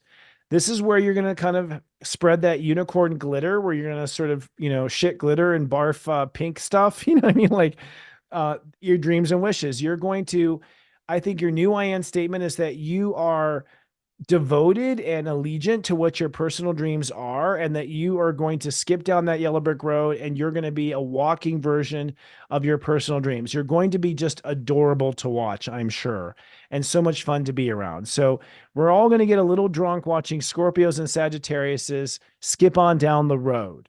Now, the Earth in Libra says, you do need to collaborate with people who have the same social ambition. It is now time to unionize, find your tribe, connect to people who believe in the same things. I know you're accepting of everyone, Sag, but this is not the time. It's time to go back to your family, back to your tribe, and be the unicorns in your tribe, not the unicorns for other tribes right now. So the universe is saying collaborate with the people who are in the same boat as you. Mars at 21 says it's a new day for emotional security. I'm seeing this in Sages. They were very kind of, what's the word, fragile for a while there, but now I'm really seeing Sages come online with their emotional security. It's time to build that house or build that company or build that union or build that contract where you feel connected. And that is going to sextile lifestyle, which means that when you live a secure lifestyle, when you live the ideal lifestyle, that's food, sleep, location, vibration, what's the word I'm looking for? Pollution, all those things. The money's going to come from living the lifestyle. So it's time to live the life first and then let the rest of the life form around you. And when you live that lifestyle, you're going to find that you are supported. You get the plane ticket for the right price. You get your car upgraded when you get to the hotel, the airport, like everything just perks up when you go ahead and choose the right lifestyle. All right.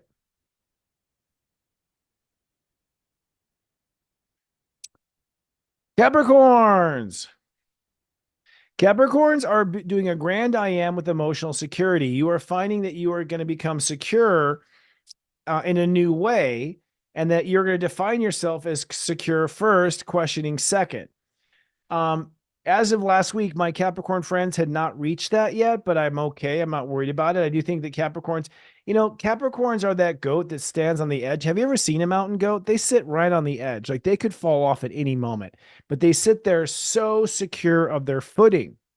And I think that's where Capricorns are stepping into, is getting into this strong security into your emotional footing and feeling your footing absolutely.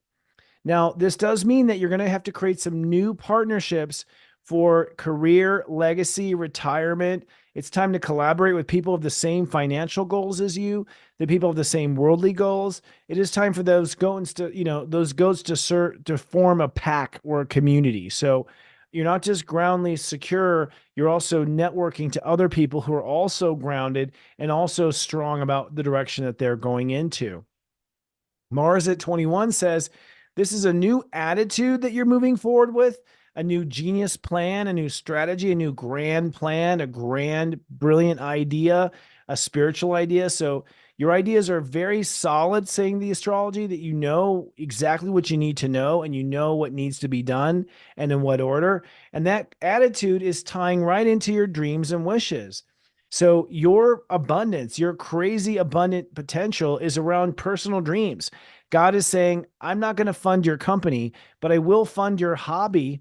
I will fund your art project. I will fund the music you want to do. So Capricorns are getting funding for fun stuff, funding. They're getting funding for fun stuff and not funding for business stuff. And if you're having a hard time raising the capital right now, Capricorn, I wonder how much fun is in that capital. It has to be in line with your idea. So maybe you have the right idea, but you haven't added enough fun to it. And that's something that will bring in the money if you're waiting on the investment or the money. Aquarius. Aquariuses are a new grand I am with attitude and genius. This has been refreshing to see. I am seeing Aquariuses really stepping into more of a confident mindset, whereas they've been sort of second guessing a lot. I think the reason why you second guess a lot is because you're actually kind of egotistical about the way you think. And so you assume other people judge you the same way and they don't. That's the reflection of yourself onto yourself. So Aquariuses have been very, soft footed about being wrong about things, apologizing for not having it right, or putting out disclaimers that, well, I could be wrong or that may not be or whatever, which is really just, like I said, I think their own judgment of other people's thinking turning back on them. But I feel like you're coming into a great grand I am attitude about really knowing and not having to prove or argue or anything like that. And I think that's what's coming into. Now, you do want to find collaboration with people who have the same life purpose as you. So you definitely want to find your other tinfoil hat friends. Okay. Like you want to find the other people who are just as wacky as you are. Like I said, when I was at the convention, they were talking about a person from Venus walking among us. I was like, hot damn, I'm with my family. So it's time to find your tinfoil hat family. And I say that as being a part of your family, by the way. So just so you know, I'll put mine on after the broadcast. But it is time to now team up with those like people with like beliefs. Now, it is a corner being turned when it comes to abundance. Part of your spiritual mission is it's time to make money. I think God wants to see the wizards make the money next. So abundance and manifestation is really where Mars is saying move forward now with that new story about money and abundance. And remember, you are the creators of that abundance. So call it in and see how it unfolds. It'll unfold, even if it takes the person who pays you to make more sales on their end. When you say, I'm ready for this, you're also raising the value of the company you work for or the people you work for, or the customers have money to buy your products. So you don't have to work in any kind of, lack energy. Just work with abundant energy. Now that ties into emotional security. So the universe is saying that Aquarius and Aquarius risings will make the most money and bank from feeling grounded and secure. So you're almost like, if you're about to get on a call, let's say with an investor, you're better off going for a quick hike or a jog and getting your nervous energy out of your system before you talk to that person. Your astrology is saying that abundance is directly tied to your emotional security and your ability to feel strong and grounded. And the more you can ground that lightning, the more bank you're going to make. And remember, again, because you're a wizard, if your customers don't have the money and you say, I deserve the money, you're going to help it rain in their lives to pay you. So don't think linearly, think non-linear, multidimensional here, Aquarius. You can call in that sort of profound rain. And then the Pisces. Pisces, your new grand I am statement is with abundance. It is with making money, feeling good, investing in things. So you are now a success, or now retired, or now the first proud owner of the first, free electric system, or you are this I am statement is around something you've created, something you've manifested, something you intend to make money from. That's your I am statement. You actually want to make some friends when it comes to the sweat house, the lodge, the sweat lodge. You want to make some collaborations with people who are going through the same changes as you. So what I see in my mind, for instance, is, going to a Tony Robbins seminar where you're learning about how to make money and make more money, and meeting people there at that seminar who have the same interest to change their lives and evolve their lives into something. Making friends from AA meetings, or making friends from, other types of meetings where they're also trying to change their life and improve their life. So you need to find other people who are on the path of self-realization and evolution, and team up with those people who are also evolving. Now, the Mars 21 is the birth of a new character for you. Pisces are now completely creating this new character of who they are and who they're not. This is the grand evolution of all your work. I think for a lot of Pisces that I'm seeing right now, what's in the way is Pisces overcame so much. A lot of Pisces are sort of holding on to that story of what they overcame. And I think the difference will be when you're in the new I am statement, you won't refer to the past as anything that defines who you are now. You'll drop that whole past story. Not that it's bad to have the past story. And yes, you should be proud of how you've overcome. But a clear sign of having evolved is that the whole story of your character changes, and people have to poke and prod to find out what that is now. That's just a sign to beta test. Now, your Uranus sextile says that your attitude, your mindset, your intellectual property, your personal genius, this is where all the money is going to come from, your ideas. And those ideas are backed up by this new character. So that's why you have to come into this new character and drop the old character, because the money will come from you selling these ideas. So I think when you sell these ideas as an investor, I don't want to hear about how you went to hell and back and cleared all your karma from 2012 till now. I don't want to hear about how people have taken advantage of you and this point in your life. Not when I'm hearing the pitch for your story, right? So I think Pisces are being called to shed the old story and the old character and the old wardrobe in order to step into a new character that reflects some sort of genius idea you have, or some sort of attitude you have for life. That's where the money will come, and we will buy it because we see your character and we like what we see. All right. That, my friend, is our Tea Time horoscopes. Keep streaming, though. We've got an awesome Astro Mingle coming up here. We're going to talk about human design energetically.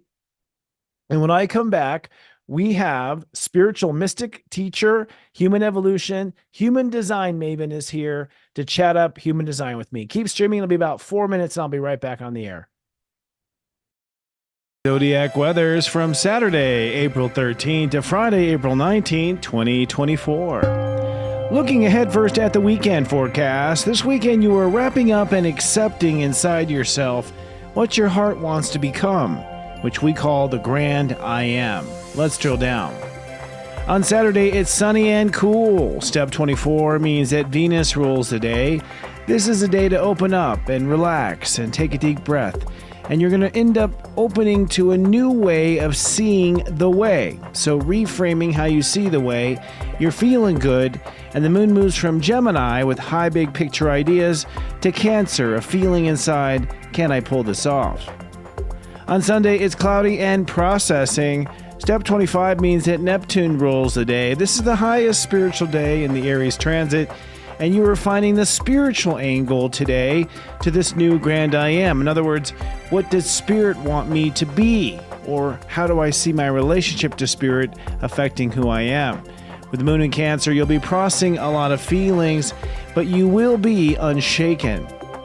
Looking ahead at the 5-day weekday forecast, As we move into the week, you will commit to a grand I am, launch that grand I am, and by Friday, the sun goes into Taurus, where you will then realize you deserve a raise.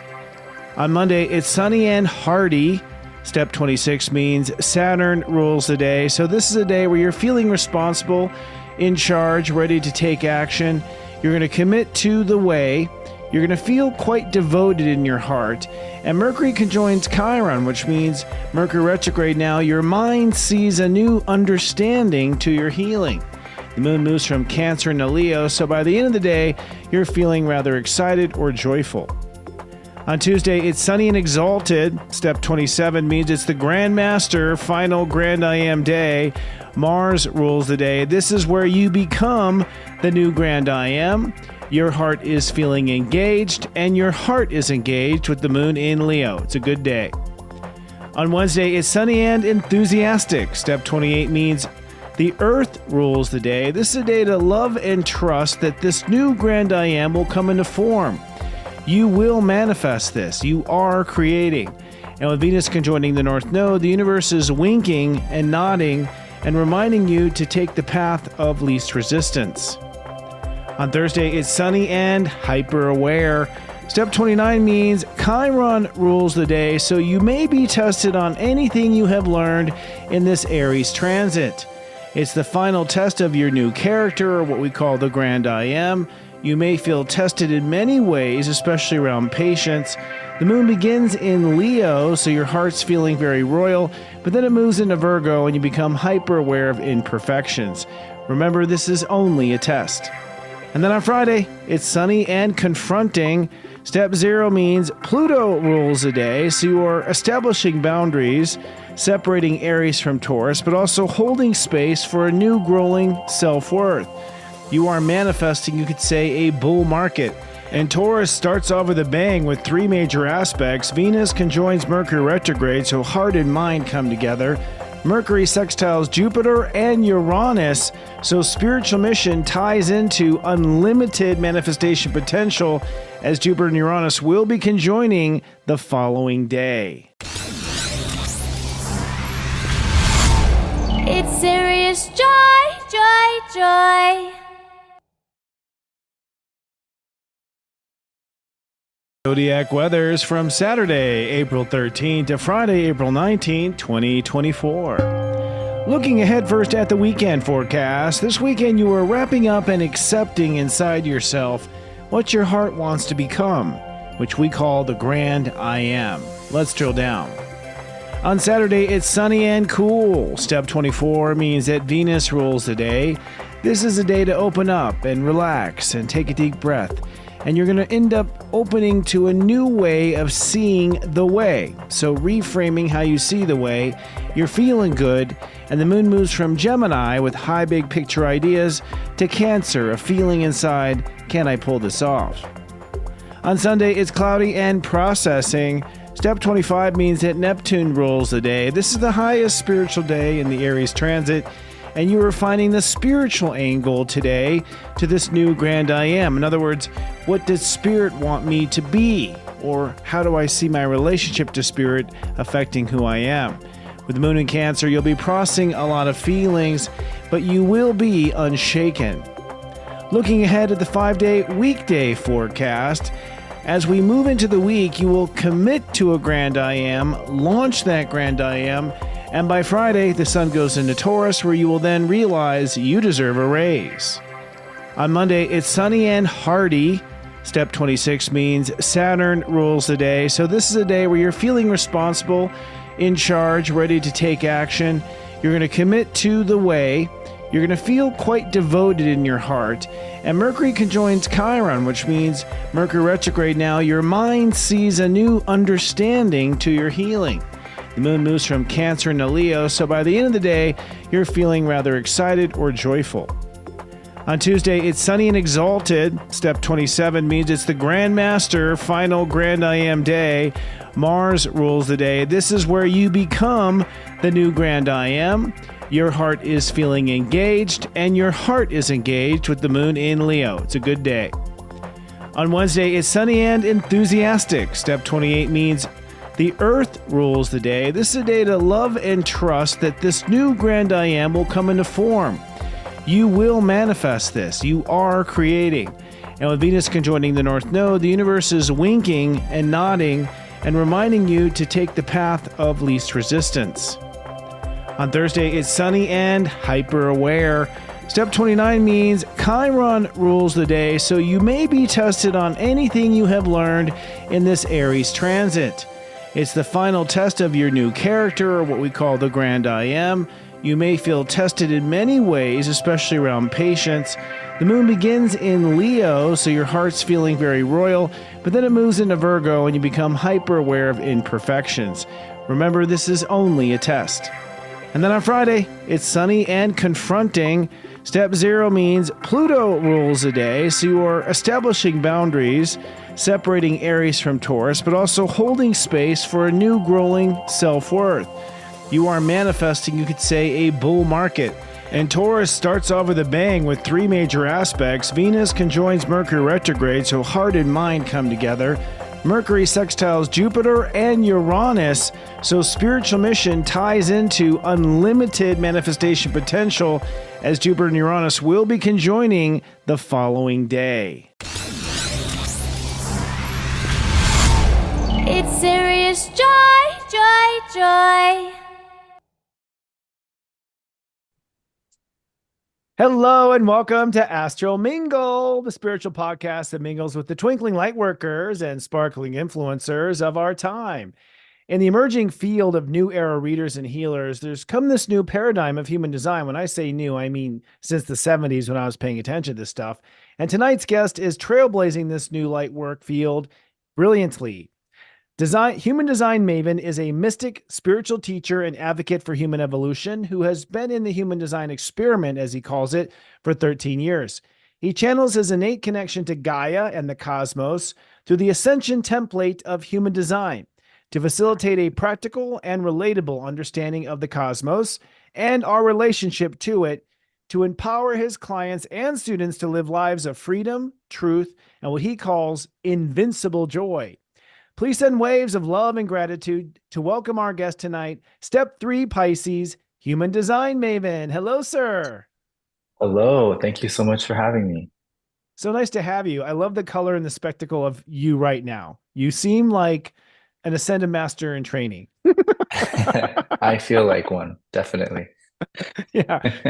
I feel like a future, just like, tarot card around your image right here. It's like so iconic. It's just kind of perfect.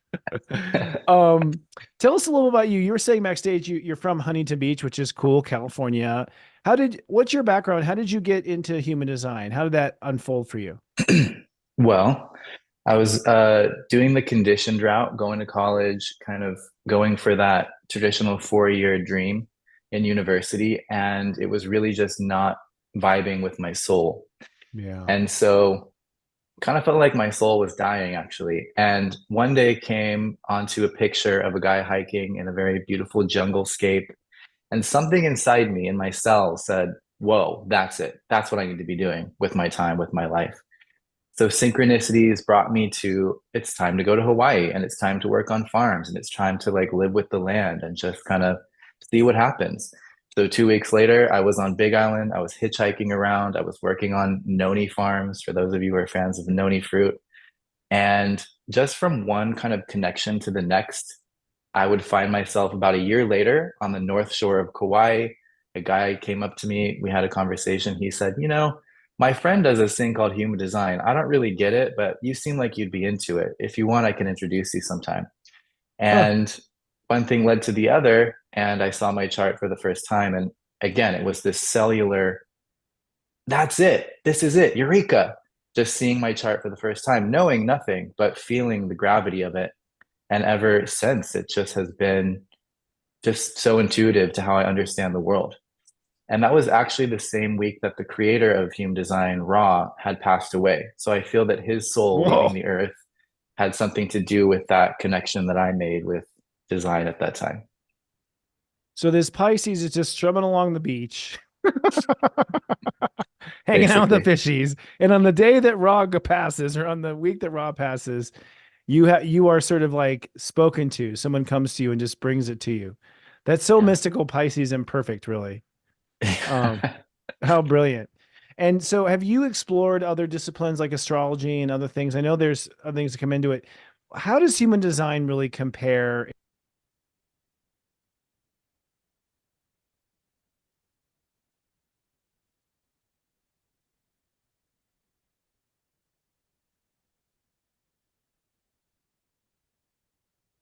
A little bit of freezing going on here.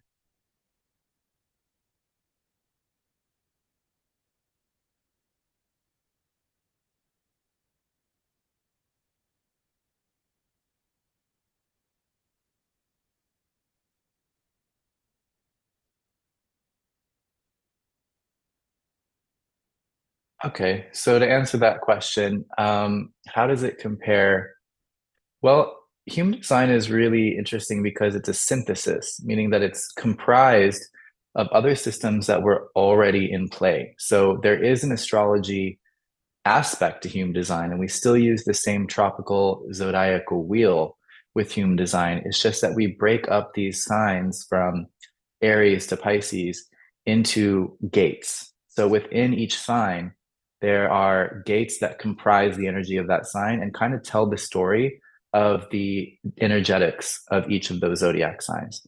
So we get a much more granular and detailed energetic of kind of like what the step system shows us. There's this progression from, the first deacon, which is more about the self, the second deacon about the society, the collective and future, and so on and so forth.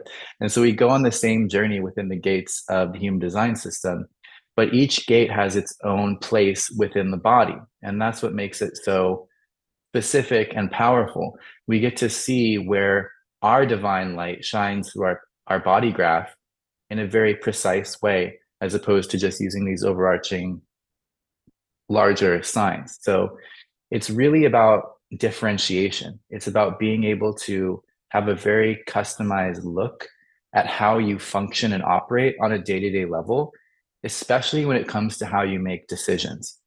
And that's where it gets really practical. It's about actually tapping into an inner source of your decision making authority rather than relying on the conditioning that the mind takes in from the world. We're all conditioned beings from the time we take our first breath. We're conditioned by past life trauma. We're conditioned by epigenetic overlays in our lineage. We're conditioned by our early life experiences, our family, the society, the culture we grew up in, and the people around us. And none of that is bad, but it can be something that obscures our uniqueness from fully coming online. And so when you're looking at your human design, you're looking at your guide or your owner's manual to unbecome everything that you're not and really tap into how you get there. How do you get to where your destiny is going to be? And it's a system that really takes a lot of the pressure off of us and allows us to have more permission and assurance in our decision making process, which makes navigating this life a lot more stress free. And it actually frees up our mind from having to be so much of a micromanager, so stressed, so worried about survival, so worried about the future, which is a lot of the kind of mental loops that we're stuck in that hold us back from making more progress sooner. So it's definitely a journey for people who are already aware of their potential, of their true authority in this life, and really want to bank on that and ground that into a practical day-to-day way of it's really a lifestyle.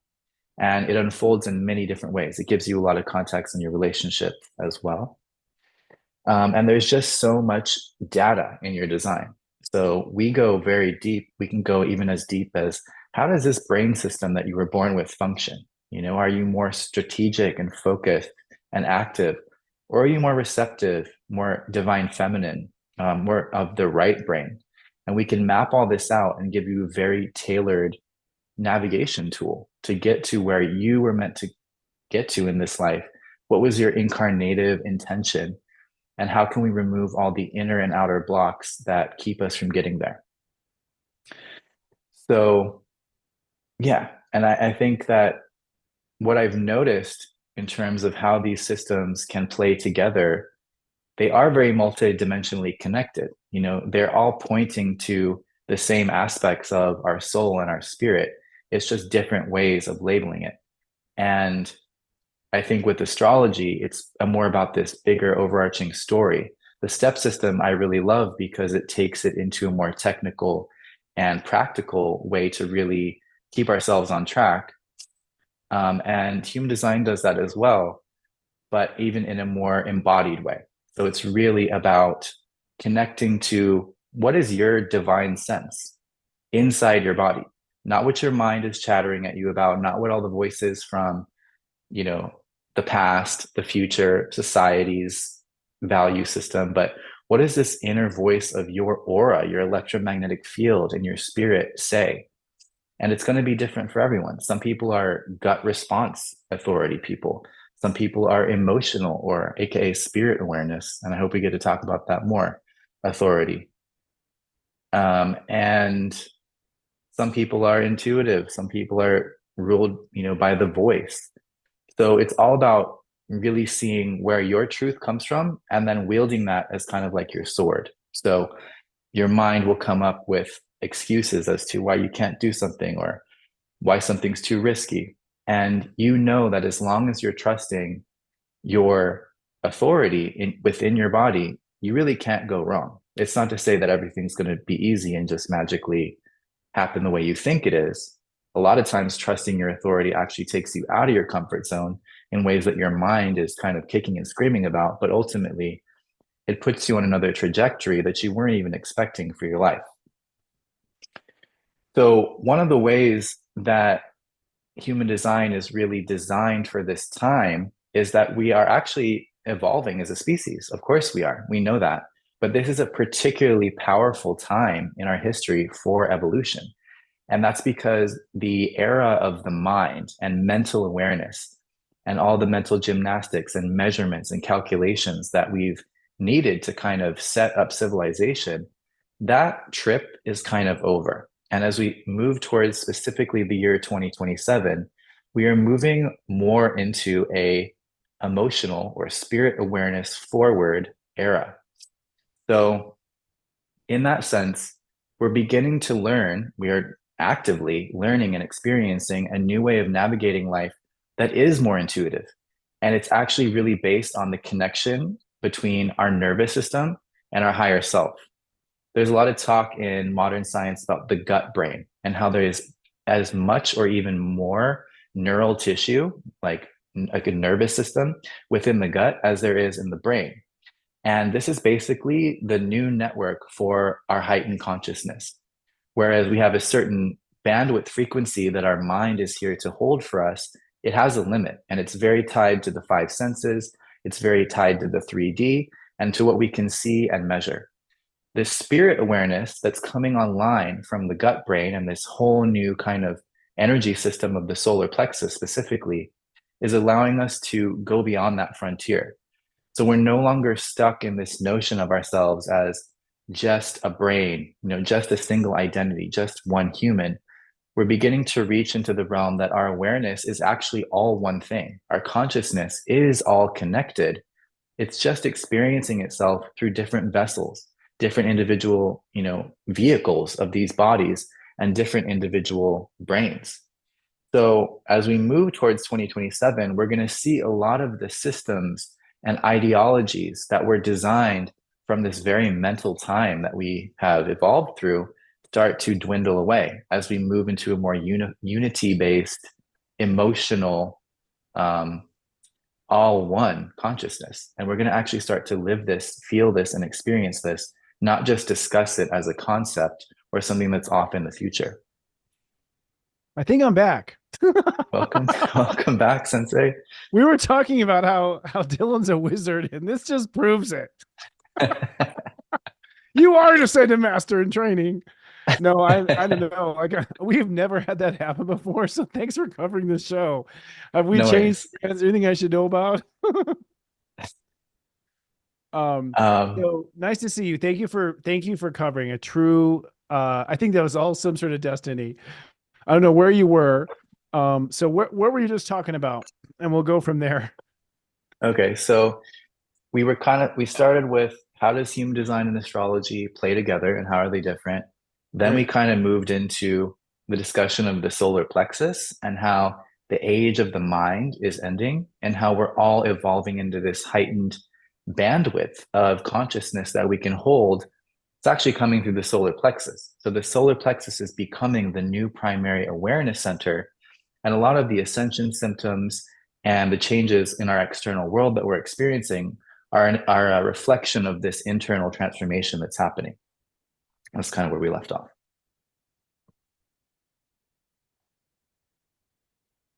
Oh no, more freezing.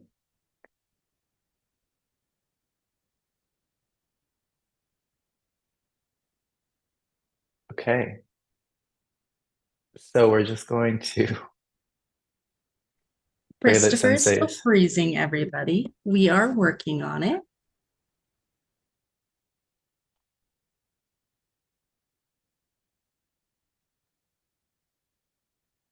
We need to all focus our consciousness and intention on helping sensei's internet connection stay stable.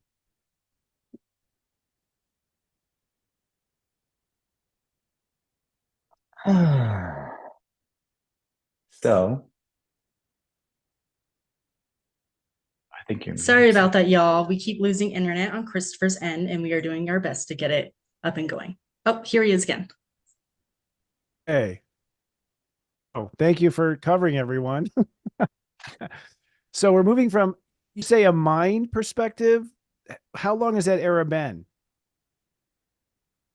It's been a long time. I would say that the climax of this mental era has been from 1615 until about now.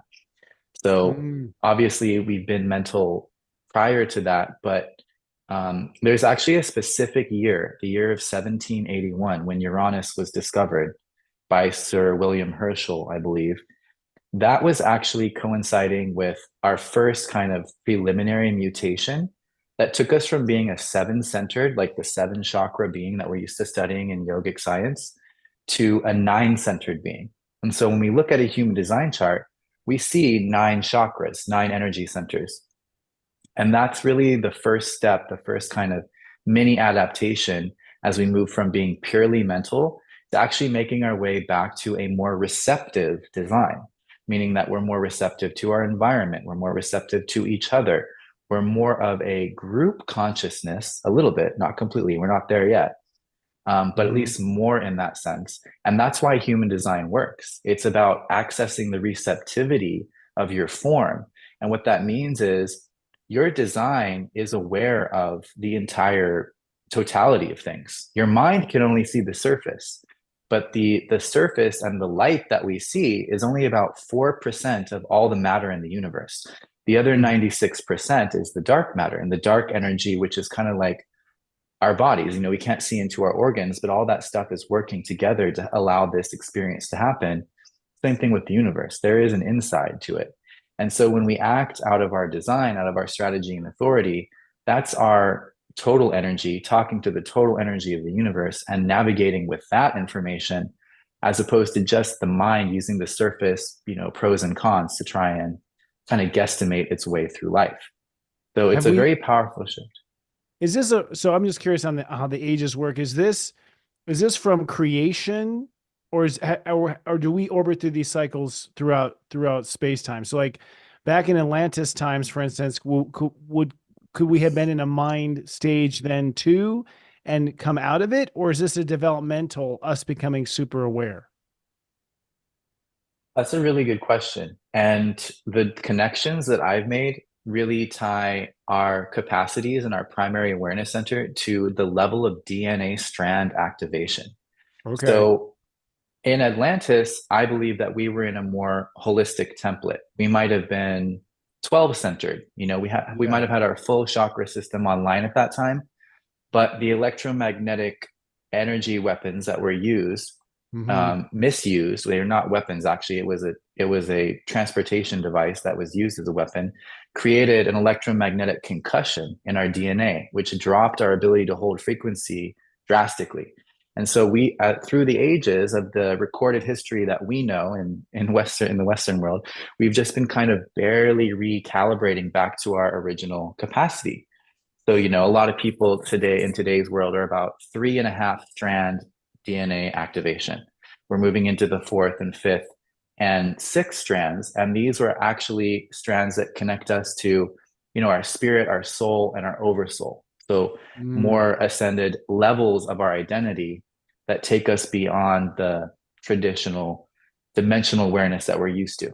So it's definitely kind of a reascension more than for the first time. It's a recovery. Yeah. Yeah. Like we're recovering. So in these stages, it's sort of like the 5 stages of grief or whatever. It's like there's these stages of recovery. And so we're now coming out of having been just completely cerebral since the 1600s, which, by the way, I mean, all of history shows that.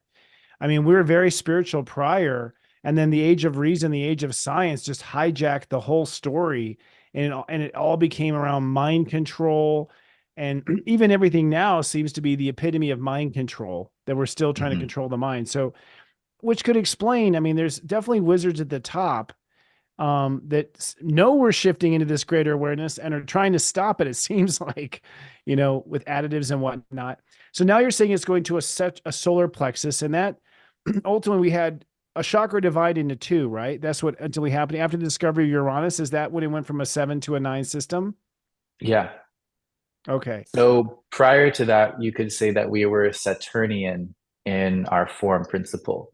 And then with Uranus coming into our consciousness, we became Uranian. So our lifespan is longer. It's more close to the Uranus return, I believe. That's true. 80, And before, but it was just the Saturn life cycle. So people were dying around 36, you know, after 1 7-year cycle after their Saturn return. So we're living longer. We have a greater capacity for consciousness. We're getting more expansive, receptive, and connected. And this is even reflected in our technology. You know, we're more connected than ever. It's all about, you know, group consciousness and mass consciousness being one thing, and this global network of consciousness. And so I think a lot of what our technology will always do is reflect the coming changes in our own divine technology, because we are the highest technology there is. And all this external stuff is just kind of us foreshadowing to ourselves what's happening inside and what's coming next. And same thing with AI and this huge, you know, computing power increase.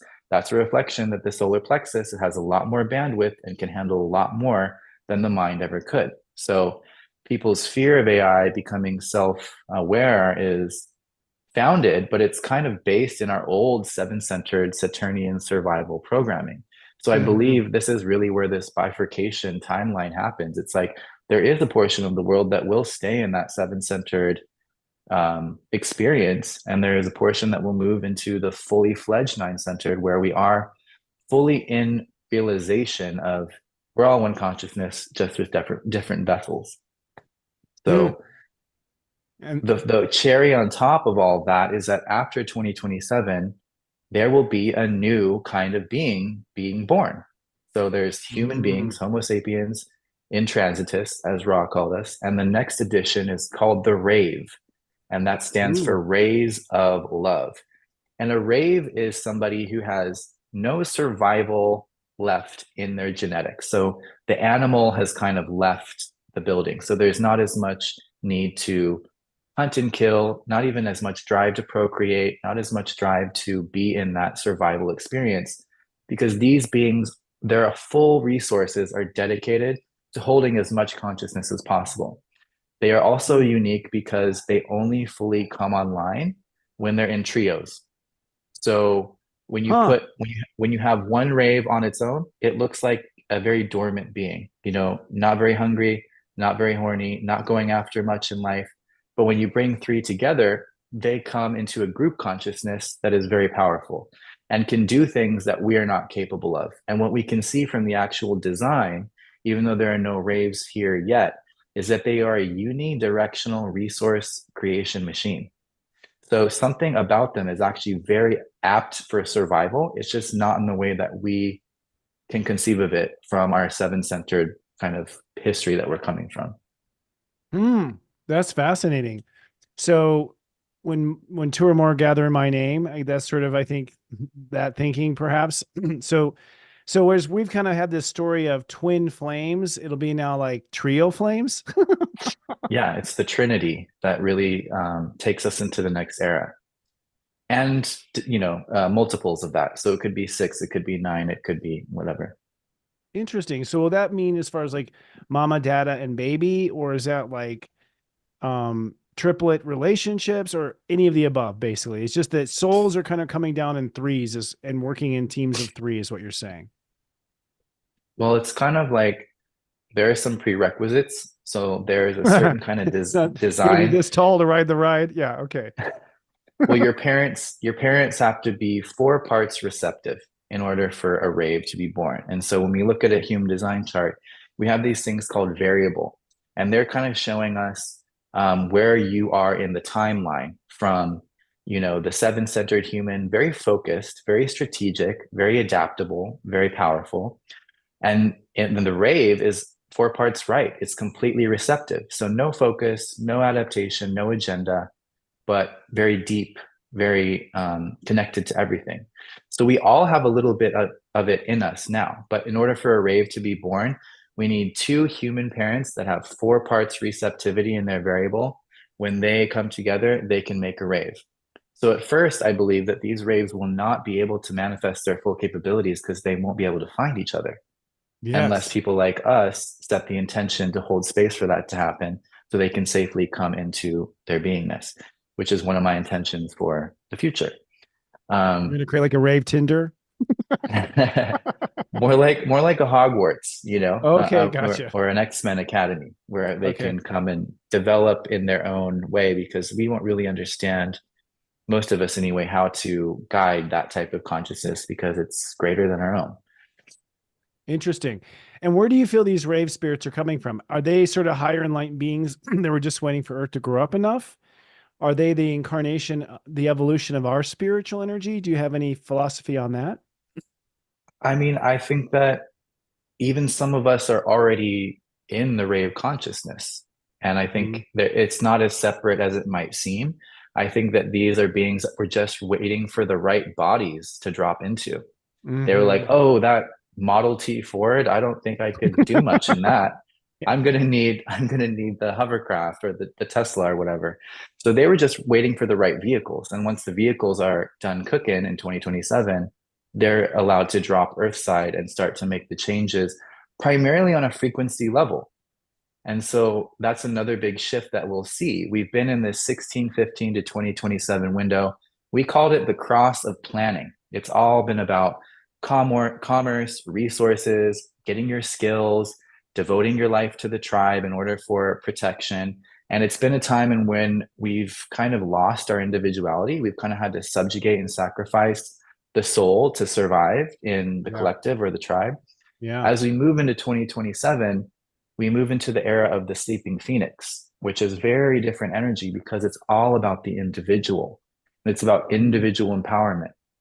So we'll see that it's going to become the age of the rise of the individual. We're going to see a lot of the institutions that were built under the tribal law and the tribal bargain of the past, from global banking cartels to organized religion to government, all this stuff that in some sense has made life easier, more livable, kind of safer in a way. Those things will begin to dwindle and crumble because the frequency will not be there to uphold them.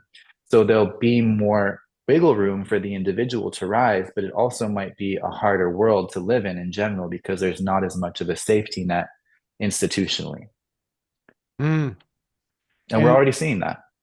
yeah, we are. Well, it sounds like in some ways like the Wild West, the pilgrims that came across starting completely over the kind of that independent. I'm thinking back to the last time Pluto was in Aquarius, which was the beginning of this country, and the creating a government around the pursuit of happiness, individual rights, individual freedoms. It seems like it was a sort of a foundation to this where we're heading now. And now with this Pluto in Aquarius, it seems like this is where we adopt those principles and really take advantage of that freedom to be unique and individual.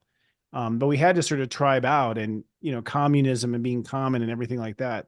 Technology, obviously, I think provides us a lot of that pathway as well. So basically, as robots start to wash dishes and cook dinner, I can explore myself. Is what you're saying. Yeah. Yeah. And get deeper on who we are. Interesting.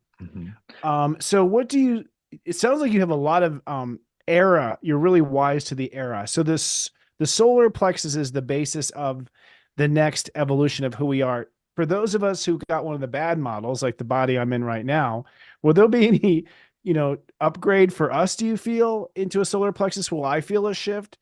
As an individual who started in in a mental perspective? Yeah, I mean, we all have a solar plexus. If you were born after 1781, you have the nine-centered mutation. So Okay. we are kind of the Phew. interim species, or the interim generations, in Gotcha. the sense that we're doing the heavy lifting to decondition this solar plexus. We're the ones clearing up the epigenetic trauma. We're the ones getting our DNA back online. We're the ones doing soul healing, lineage work, reascension, remembering who we are. And that's all that solar plexus going from its kind of crumpled down, wounded place from those past cataclysms and popping it back into its full light, like this beautiful rainbow DNA strand behind me. Mm-hmm. And so we're all participating in that. And it's not just a sudden shift, it's a gradient that's going to shift in as the mind gets to kind of go into retirement. It's not going away, but it is taking a more back seat to this more powerful phoenix-like spirit awareness that's going to rise and kind of burn away all the crud and reveal the truth. And that's another big factor of being centered in your solar plexus, is that you can't be lied to anymore. You can't be deceived with the wizardry of light and smoke and mirrors and misinformation. We will be able to feel the truth of things in our bones, in our nervous system. And that is going to be another big shifting factor in terms of where power is held in the world and in the collective. Mm-hmm. And do you feel that there's any stopping that at all? I mean, it feels like there's a real code, like with stuff in our food and stuff in our air and all this type of thing. Do you think it's, futile, basically, that it's inevitable we're moving to the solar plexus, block the sun or not? I think that we have to be fierce advocates for our own alignment. And I think Okay. that's why human design is a potent tool, because it's helping you differentiate and discern even what foods are correct for you, to a degree where your mind may not be able to detect the issue there, but your body on some level cellularly knows not that. And I think that comes in a lot of ways. So yeah, we have to be sure that we're not hijacked, hunted, or harvested and Mm-hmm. this kind of last power grab of this final generation. And it's kind of what I've been feeling. It's like a great liquidation of this prior era. And so the light workers, yes, need to take advantage of this, step up, claim their space, get their resources in order, and kind of batten down the hatches to have a safe space, safe haven, safe tribes for whatever existential changes are going to happen. Ultimately, no, it's not going to stop anything. These are just forces that are trying to use tremendous amounts of energy to stop something that's megalithic in scale, and it's not gonna work. And I think actually a lot of the things that have been done in their perspective as trying to hold on, if you take the scope back even wider, you're seeing that they actually helped the thing happen. Yes. Right. In a way, they were being puppeted by the forces that are even greater than their power structures. So that's what I Mm-hmm. find ironic about a lot of the stuff that happens, and it might have actually accelerated this transformation without. Mm-hmm. It Yeah. always backfires on them in that sense. Yeah. I mean, like COVID, which seemed to be certainly a business plan, not even ended Yeah. up forcing people to stop off the hamster wheel, to go within, to pay attention to their heart, to realize they're not happy with their job, to realize they're not here to work, but but work to live. Like in that sense, it ended up waking us up much more than it ended up hurting us, I think, Mm-hmm. in that regard. And that's Um, what invincible joy is all about. It's just yes. that certainty in our success, knowing that when we're coming from alignment, we can laugh in the face of things. Yeah, people did lose their lives in that pandemic and in that business plan. my people in my family included. But from a spiritual level, it did just serve to bring us more ability to just get there. Yeah. Yeah, it sped up the evolution process, if anything. Yeah, anytime you close the walls, the pressure builds, right? It goes faster. So, Mhm. I think one of the most compelling aspects to human design, and I'm just starting to dive into it, and for me, I'm going to become probably an old wizard who can't get enough of it. Like I love everything I've learned about it so far. Is that it seems to define sort of the ways that people manifest on the earth. Mhm. And it seems like generator and manifest generator sort of really are the law of attraction as we have sort of cliched it, if I'm not mistaken. But then Yeah. like manifestor, reflector, and the other types have different ways of manifesting that's not law of attraction. Would you just simply go over like the 5 energetic types real quick and how they create? Yeah. Well, it's nice because it's kind of all in the title. So the Yeah. most the most prevalent type is called the generator, and they have a tremendous amount of life force energy, and they're all about building the world and creation. So they manifest by finding what they love and doing it until they drop. And I think you're a great example of you're a manifesting generator.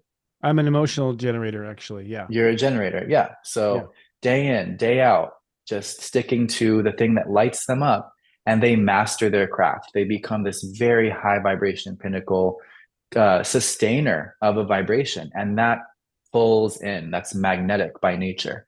So Yeah. generators, they create by magnetism. The manifestation happens just as a natural byproduct of them finding the passion of what their energy wants to do most. And they're here to Mhm. listen to that energy above all else, even the mind.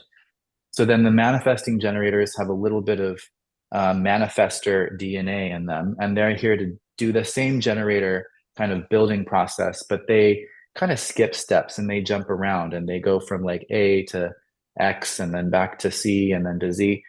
And they're really here to create quantum shortcuts for others. So their gift is being able to streamline and optimize any process.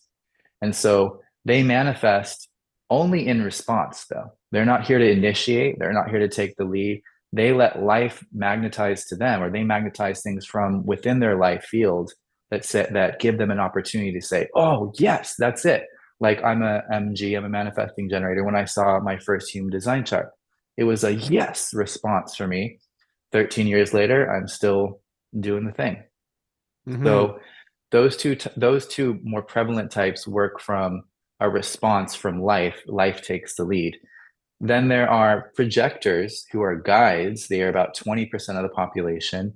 They're the ones that are here to work with the manifesting generators and generators who have all the energy. And they're here to help us up level the use of that energy to a more specific and evolutionary end. So a generator might be a little in the dark about what they're here to do because they haven't had that thing to respond to yet. A projector comes into your field with their laser focused aura and says, I see your soul. You're a underwater basket weaver, and gives them that kind of recipe for their satisfaction. And then they can get rolling and the vibe takes care of everything else. So projectors are non-energy types, 20% of the population with a laser focused aura that's here to just simply be invited to share its awareness. Projectors are here for the intellectual transformation of the planet. So they're about building awareness. So they're not really here for manifesting. They definitely do manifest, but it's through the invitation to share their awareness, not by doing it for doing its sake. Then there are manifestors, who are about 8% of the population. This is the only type that's here to strictly take action and initiate. We've talked about invitations for projectors, we've talked about responding for generators. The manifestor is the archetype of see it, want it, go get it. Early bird gets the worm, go chase after it, go make it happen. The thing is, even with them in a nine-centered design, a more receptive design, they're waiting from that impulse from inside themselves. So even though it seems like they can do whatever they want, whenever they want, and a lot of people try and emulate manifestors in a conditioned world because they seem successful and able to do anything, that manifestor only did that because it was an inner calling. and it came from wherever their authority is. There are emotional manifestors, there are instinct manifestors, there are ego manifestors, and they're doing their thing. And they're kind of like the boots on the ground for the source program. So what is the transits want to happen? That's downloading through the manifestors first, and they're the ones that carry that energy out in the world and spark and initiate these new things. The generators can then respond, the projectors then can come in and up level the whole thing, guide the process. And the reflectors, which are 1% of the population, they have no consistent energy within their system. So they're always here as a reflector of either the people or community they're around or the actual transits. And they actually reflect both simultaneously. They have a dual layer aura. And so reflectors are here to just be the witness of what's happening to them. They're not really here to have a fixed agenda about manifesting. They're here to go where they feel best and become kind of the kind of sounding board, or it's hard to, like, the librarian of their area, because they know where everything is. They know all the different talents of their friends and community. They kind of just reflect back the health of the general process. And ultimately, they see things that no one else can see. So they give us feedback. How are we doing? Are we actually going in the direction that we're designed to go in, or are we creating disease by going against our true nature? That's what a reflector will always be kind of communicating to you if you meet one. And so the generators and the manifesting generators, they're the bulk of the population, from what I understand. Yeah, about 70%. It's about an even split, 35 generator, 35 manifesting generator. Interesting. And it's interesting to note that in the timeline of evolution, the manifesting generator came first. Oh, I'm sorry, that's wrong. The reflector came first. So we all started as reflectors, kind of these undifferentiated beings. Most animals are reflectors that are just kind of being moved by the transits. So we're just kind of reflecting the weather. Then came the manifesting generator, which was the first type to be able to like leap and run and jump and act and kind of have an individual will of survival. Then from there split the manifestor and the generator, and the projectors are the most recent kind of pinnacle design, and they came only since 1781. So projectors have not been here that long, and they're specifically here to guide humanity through this change from the cross of planning into the new Sleeping Phoenix era and kind of the Aquarian age, basically. So in 2027, do we get a new version? Will Raver be the new one? like manifest gens and ravers? So raves are basically, they're a composite of all the types, and they function more in that trinity, which we actually call a penta in human design. And that penta takes away all of the more intricate individual aspects of each design, and actually it becomes a super being, which it's essentially a supercharged manifesting generator. And so they're going to be working more in that penta, and they're going to be just taking the best of from each individual design and harmonizing it and running with that. So type won't be as important for them. They're always going to be in that penta format once they get together 3 or more. Okay, interesting. So what is a person's inner authority then in human design? It is a place of internal consistency that allows them to know which decisions in life and which situations, opportunities, people, etc., are correct for them. In our design, in our 9 centers, everybody has some centers that are consistently active, and that's what makes us who we are. And they have some centers that are open, and these open or undefined centers are like windows. They absorb and amplify external energies. So when we make decisions out of our open centers, we're making decisions out of other people's energy that we're just absorbing and amplifying. These are meant to be places where we go to school, and we can really look at a design and see which center you're most here to be educated in this life. But the inner authority is the place that's the most solid within you. It's got consistent energy. It's usually a motor. So there's some kind of active energy behind it that's pushing you towards something that's correct for you. And it's a place that you can train yourself and your mind to be listening for a confirmation or when it comes to decision making. So I'm a sacral Your emotional is your inner authority. I'm sacral. So right in the moment, my sacral can kind of say, we have energy for this. Yes. Or no, that we do not have any energy for this. We are not designed for that. We cannot give any energy to that. When I go against that, I find situations that are frustrating to me because that's me forcing my life force to do something it isn't designed for, or doing it in a way that isn't intuitive to the way that my design wants to structure that. As an emotional being, your solar plexus is your inner authority. So you are spirit awareness forward. And the thing about being a solar plexus authority is that we don't have the hardware to fully receive that full download of the spirit awareness right all in one moment. So we do get it, but it comes over time. So emotional authority beings like yourself find clarity like you're a generator. So something comes into your life that says, hey, can I have some of that energy for this project? You cannot answer in that first moment. You have to let your spirit start downloading day by day, high to low, going through your emotional wave. Yeah, it seems good. Oh no, but I don't feel that good about it. But there could be possibilities. I don't know. I've got a lot on my plate. We have to go through this ebb and flow until eventually our body processes that message from our spirit and we reach a point of clarity. And when we have no nervousness in the nervous system and we're feeling clear as an emotional being, we know we can flow towards that experience. And usually we're already kind of moving towards it because the solar plexus kind of just clicks us onto that timeline and it's happening, as opposed to needing to actually go and do it, like start the thing. So know truth in the now for emotional beings like yourself. Mm-hmm. And there are many more.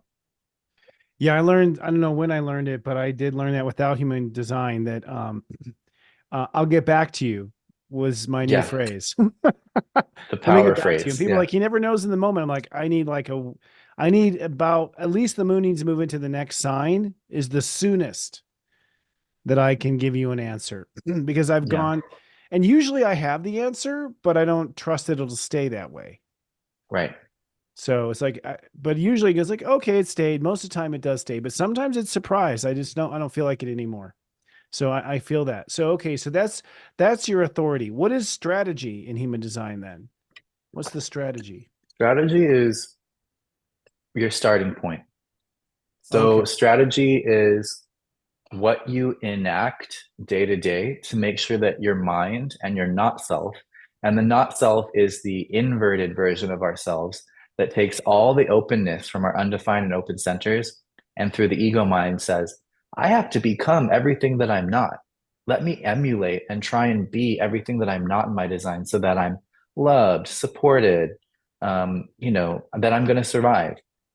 So your strategy is your insurance policy against your not self taking over your life and getting you involved in things that waste your time and energy and are not really about you and are usually about, honestly, deep insecurity, which is a big part of every human experience and overcoming that. So your strategy is your starting point. If you're a generator, your strategy is to respond.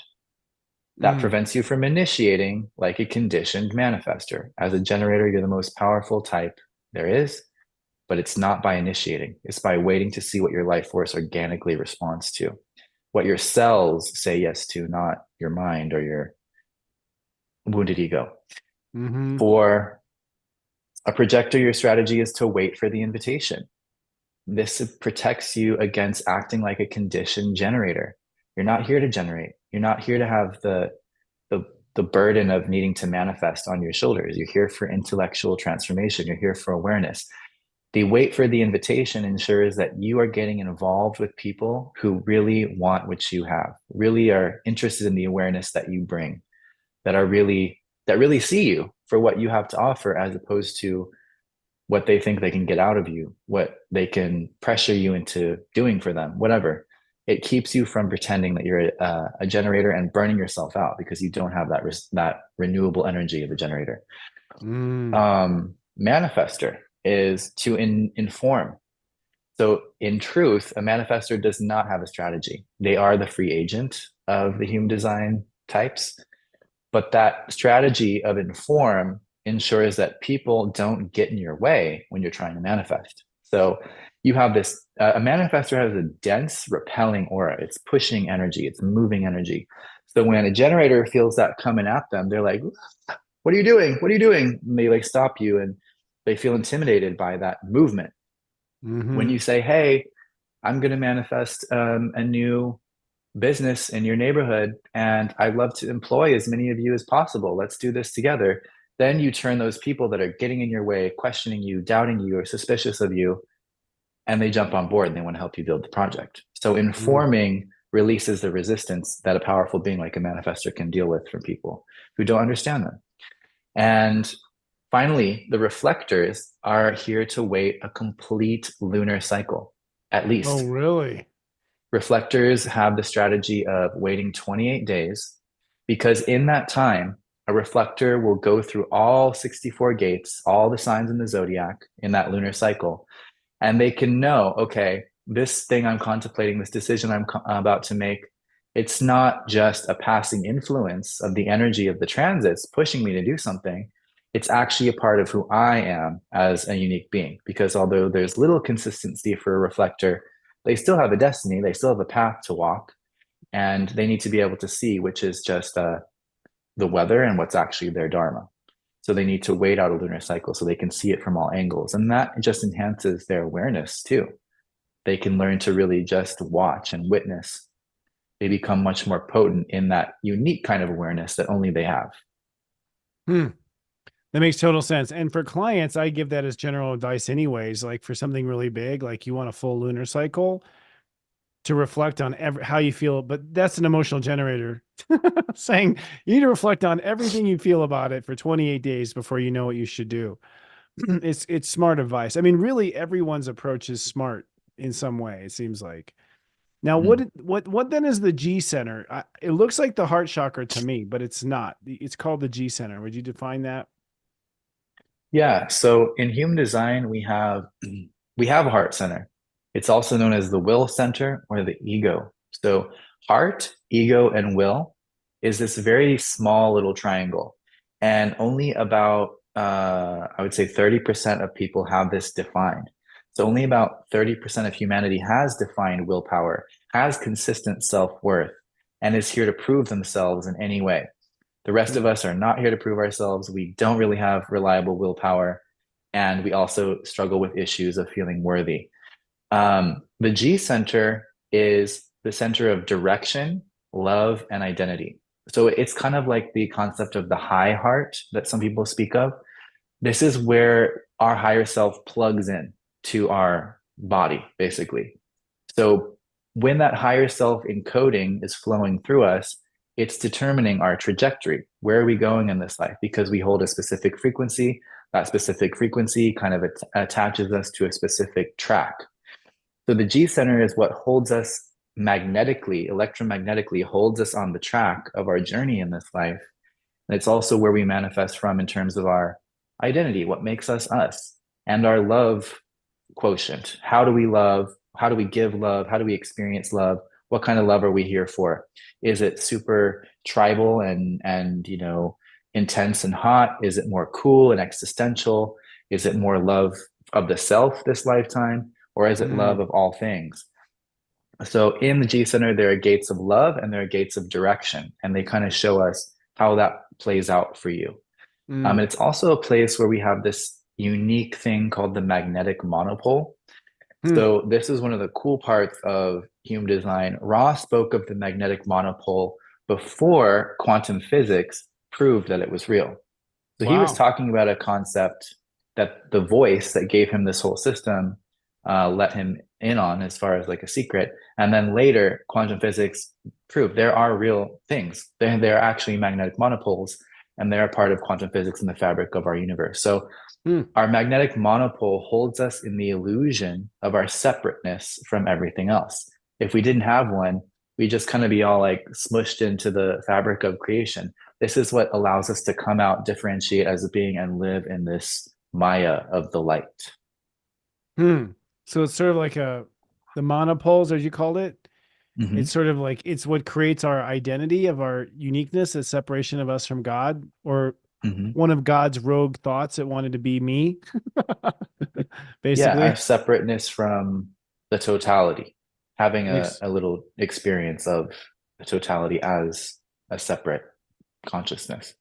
And right so that. then that heart center that we spoke of right before, that's more about the tribe and the material world and sharing the burden of survival. So that's where these elements of proving ourselves and feeling safe and feeling wanted and loved by the tribe all come in and interplay with our ego and our self-worth and what we believe that we are worthy in life. And there's a lot of deconditioning to do there. So I've never heard ego and heart put in the same context before human design. How do you Mhm. rationalize that yourself? With the traditional story of ego being the part of us taxed with survival, from what I've Mhm. heard, hard encoded into our DNA, kind of root chakra. I've always thought more root chakra based as far as sex, survival, procreation, survival of the fittest, mama bear, protecting her cubs. How does ego fit into this definition of the G center? Well, the heart center and human design, aka ego or will, it is the hub of the tribe. And so it connects to the spleen, which is the survival center. It connects to the solar plexus, the emotional center, where we share and care for each other. It connects to the G center, so the space of our individual identity, and it connects to the throat. So it's this very unique center that's kind of like holding together all these um, vital aspects of what it means to be human. And one of the things about that is it's giving us this ability to kill. It's giving us the ability to overwhelm another energy in order to survive and to Mm, choose our own self or our own tribe over another living entity or consciousness in order to further our existence.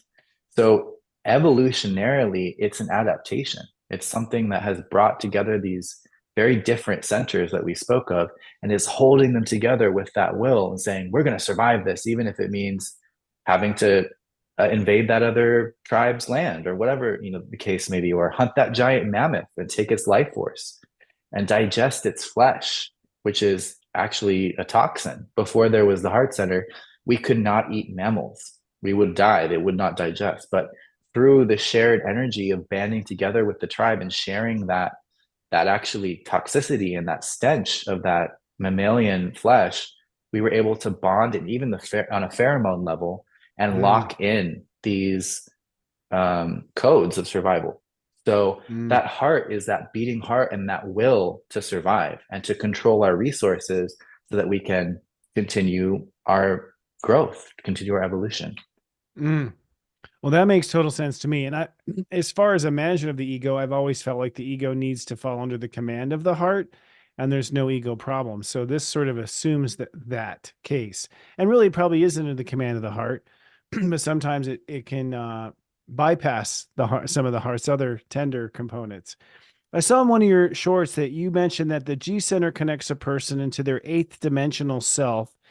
What is Mm-hmm. the eighth dimension, and what the hell am I doing there? Well, there is no I in the eighth dimension. So Fair this enough. is the first layer of what we call the monad or the oversoul.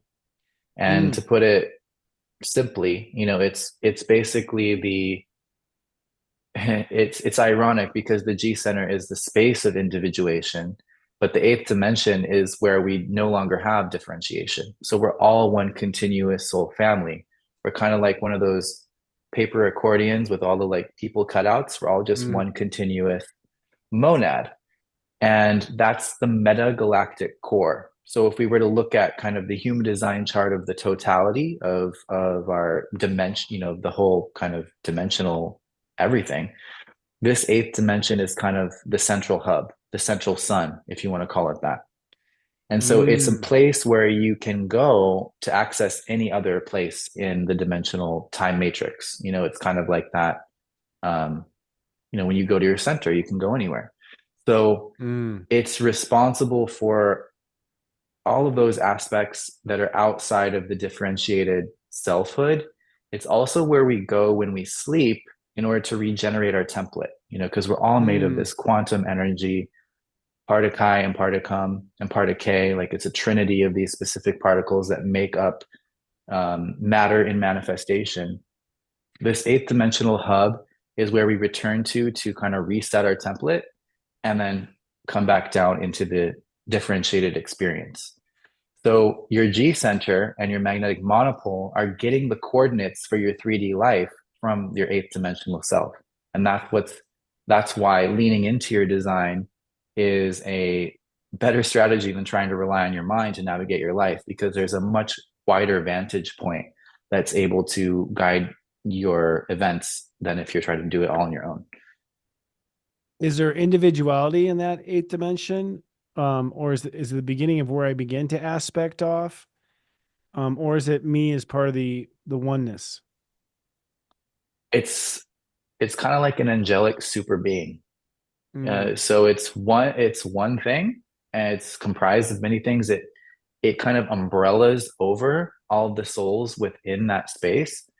So if you were to activate up to your eighth strand of DNA, you would be able to have the experience of this monadic oversoul angelic super being.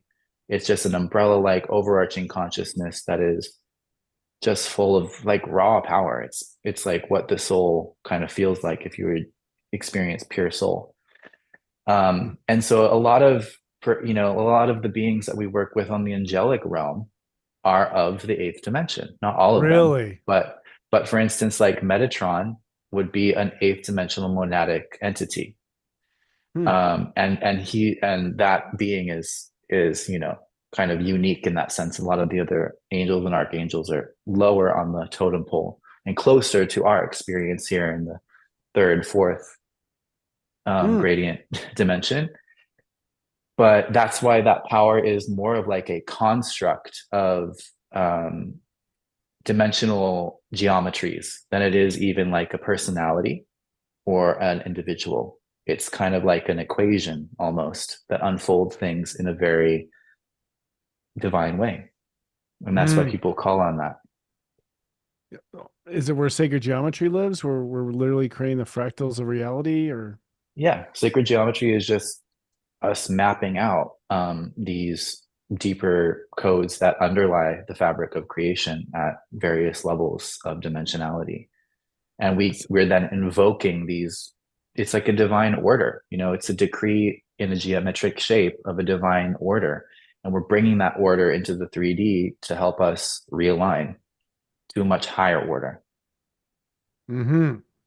So it sounds like you know the dimensions quite well. So what is, human design, or I realize you are a wizard upon yourself as well, that uses human design as a tool. It's one of your many tools in your magic wand pouch. How do you foresee this fifth dimensional shift that is, so popular amongst our community? Is it what you see in 2027? Is that integration of the solar plexus focus the starting ground of what we call the fifth dimension? How do you see the fifth dimension? So for every dimension, there's a counterpart for us as individuals and for the planet herself. So 5D Earth is known as Tara. And Tara is the representative, the core of the 5D vibration. So Tara fell a long time ago. That's why we have a lot of these cataclysm and fall experiences in our 3D world, because we're actually an extension of a 5D energy that fell and became this more dense 3D experience that we're having down here. And we kind of have had to relive that because it's kind of why we're here in the first place. And so 5D is us as humans, and also the raves coming within our own template, rebuilding the capacity for that fifth dimensional frequency as a collective. And therefore, when we are we're active at 5D, we're creating an experience of 5D. And that's more like that unconditional love. It's the Buddhic state. And it's more like Tara, where things were not based so much on separateness. It's more of a unity vibration. So I think that this really takes hold into like the 3000s, because there's a long road ahead of genetic rebuilding. And they're always going to be like the unicorns that have a tremendous amount of DNA strands active, and they're holding a very specific frequency for the collective. But to get everyone back up to that point is going to take many generations of birth and healing and realignment, as well as allowing all that old stuff to leave of its own accord and its own timing. And there's no rush, because time is not really the final construct of this universe. It's something that we use to manage our experience in the 3D. But 5D is definitely better and more fun and more free than 3D. And I think that's why it's an aspiration of a lot of spiritual people. And I think that the Earth herself, from what I feel and have seen, she's very ready for 5D. Like, she's beyond ready. She's really kind of tired of all this crap and kind of waiting for humanity to come into, she's kind of sick of us being her children, and she wants us to be her divine counterpart. All this infinite chances and the Divine Mother giving us, infinite free passes to find our strength and our truth. She's kind of ready for us to step up into spiritual adulthood and meet her where she's at, so that we can all co-ascend. And yeah. So like the old lady who lived in the shoe had so many kids she didn't know what to do. She's just like, Jesus, get these kids out of my hair. What I sign up for? Yeah. Precisely. Makes sense. So can some of us unicorns pop to 5D but just find ourselves alone on the dance floor? Is that how you see it? Or like you already have a 5D self now? Yeah. Okay. You already have a 5D self. It's a matter of realizing that, unifying with that, maybe accidentally stumbling into it, maybe working very hard to clear your template and build up to it. It's going to be different for everybody. And it's gonna look different for everybody. It's gonna be about the body for some people. It's gonna be about really purifying the body. For others, it's gonna be about conscious, reconnecting aspects of our consciousness. It's kind of like we're all given a certain strand of DNA to really work on in a particular incarnation. And in some cases, when you have a lot of experience, maybe you're given more than one to work on. But it's like we're all trying to kind of recapitulate the master code together. And so what I've seen with human design is it's helping people do that in a more efficient way than trying to pick it apart themselves through the mind, because the mind does have that very limited focus on what it's looking at. So it misses a lot of information and a lot of important stuff. The design system allows that 8D self to kind of orchestrate events to give you the keys that you really can get in this life in a way that's efficient, that's satisfying, that's not about struggle and suffering, which are more 3D vibrations. And so it's kind of like this, I would say, like a bridge zone project or a re-ascension template that's kind of helping you do it better than you could probably think of to do it yourself. Okay, interesting. So what is the ascension map look like for human design? You had said that it was your ascension template in your biography, which I thought was compelling and cool. You're a wordsmith. I like your words. Thanks. What does that look like to you? That ascension template? Is it where are humans to go according to human design? Will we turn into a ball of light and fly away? I'm sure there are some people that could do that. So that's one option. Okay. So we have many options. I'm just wondering, what does it look like? It's like, are we all going to be, ascend out of our body? So I've heard lots of stories that we're going to ascend, or we'll basically, our light body will be emancipated from our dense body and we'll live in a light body for, does Ross speak to these types of cycles or phases? He doesn't. He himself was very pragmatic, and his view of life was a bit dark and kind of jaded. And so he keeps it kind of like in that dark humor perspective. And he only wanted to give people what he was sure that they could actually verifiably achieve. So he was very 3D and he was very material in a sense, but he did not, he understood the risks of sharing too much too soon. And being kind of considered like a new age, fairy, not really having this as a brass tacks, real tangible way to live your life. And so that was his leg of the relay race, so to speak, to really bring a grounded, practical tool into the world that if you didn't have any spiritual information, you could use to discover yourself to the fullest extent in one lifetime. I feel like I took that baton and I'm running it to the next level where a lot of us are ready to have a more expanded view of ourselves. And I think in terms of how it looks, you always want to think of it in terms of connection. Am I separate from all, 12 dimensions of myself, or am I unified with all 12 dimensions? I don't need to leave behind my 3D to experience my 12 because they're concurrent in existence. It's about forming these connections within our awareness, within our consciousness, and a lot of times within the actual physical genetic blueprint to allow that system to fully experience itself as a complete system.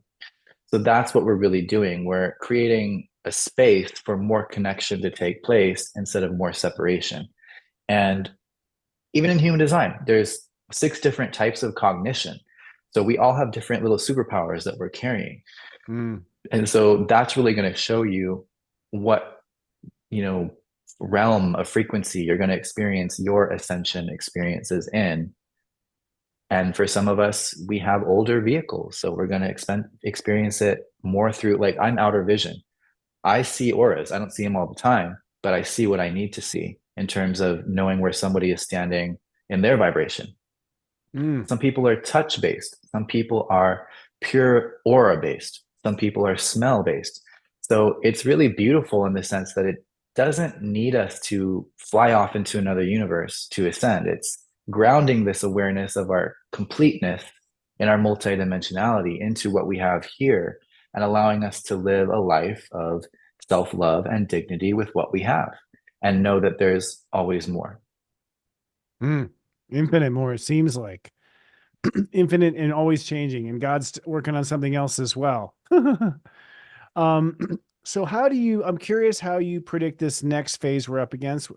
Basically, it sounds like we're up for a change of plot in 2027, a major change, one that goes back 700-900 years, something like that. I mean, it sounds like, and if you look at just the drama, the politics, it seems like we're up for a hell of a ride here between now and 27, 2030. Does Ra speak to the end of this current mindset's times and what to sort of, I guess I'm reaching for here is, what does human design say we ought to do between now and 2027? In terms of what to do, it's get really good at trusting that inner authority, because the way that the frequency of the world program will change, the mind will not understand how to navigate the level of potential chaos that's coming. If we think about the institutions, governments, public works, roads, everything that you see that's kind of collectively built for us is tied to this cross of planning vibration. And it's going to kind of have the plug pulled in 2027.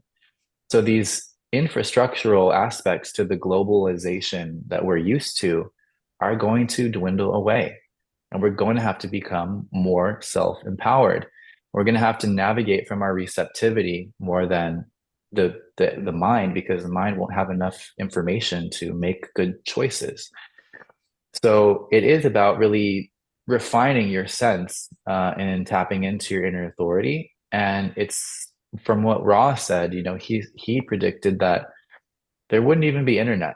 And so a lot of the knowledge of this planet, we're kind of like rapid, like I was saying, the grand liquidation of the cross of planning. We're snapping up as much knowledge, know-how, information, skills, resources that we possibly can, because there isn't going to be as much of a shared reality anymore. It's going to be us having what we have.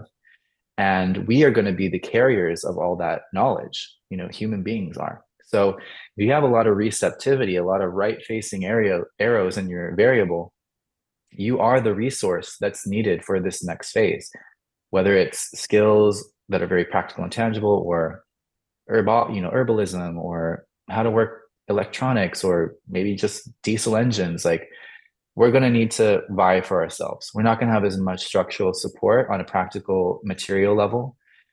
And so we need to be able to be moving in the direction of it's a fine line because your mind is going to get scared and think you have to learn everything about survival. And that might actually make you miss what your strategy is guiding you to. So it's about being available for your receptivity to guide this unique path that you're going to walk through this change with without letting your mind freak out and sabotage a smooth exit because it's going to be a blended reality. So any place that the collective energy is strong, big cities, things of that nature, I wouldn't want to be there. It's going to be ugly because all of that energy that's powering these, Babylonian energies, it's not going to be there anymore. And it's going to be a survival of the fittest situation. And in the age of the sleeping phoenix, everyone is more self-empowered, which means I'd rather be more self-empowered and take your stuff than you be more empowered than me. It's going to be a little Mad Maxy, I think, for the most civilized parts of the world. Now, in terms of like fringe communities, I think this is where the bridge zones are going to be. I think this is where the safe havens are going to be. People that were following their gut response long ago and we're already going back to the land, living in countries where there's lower population density, connecting with local earth-based cultures that have survived a lot more than 100-year period of civil unrest or whatever.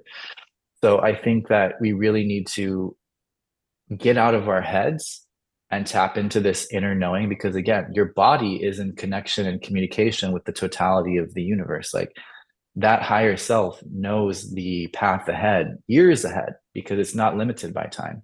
So if you can stay faithful to that path, you will be 2 steps ahead of any issues that might come your way. If you're trapped in survival thinking that that's going to save you, you will probably stay on that survival vibration and it's going to be a fight.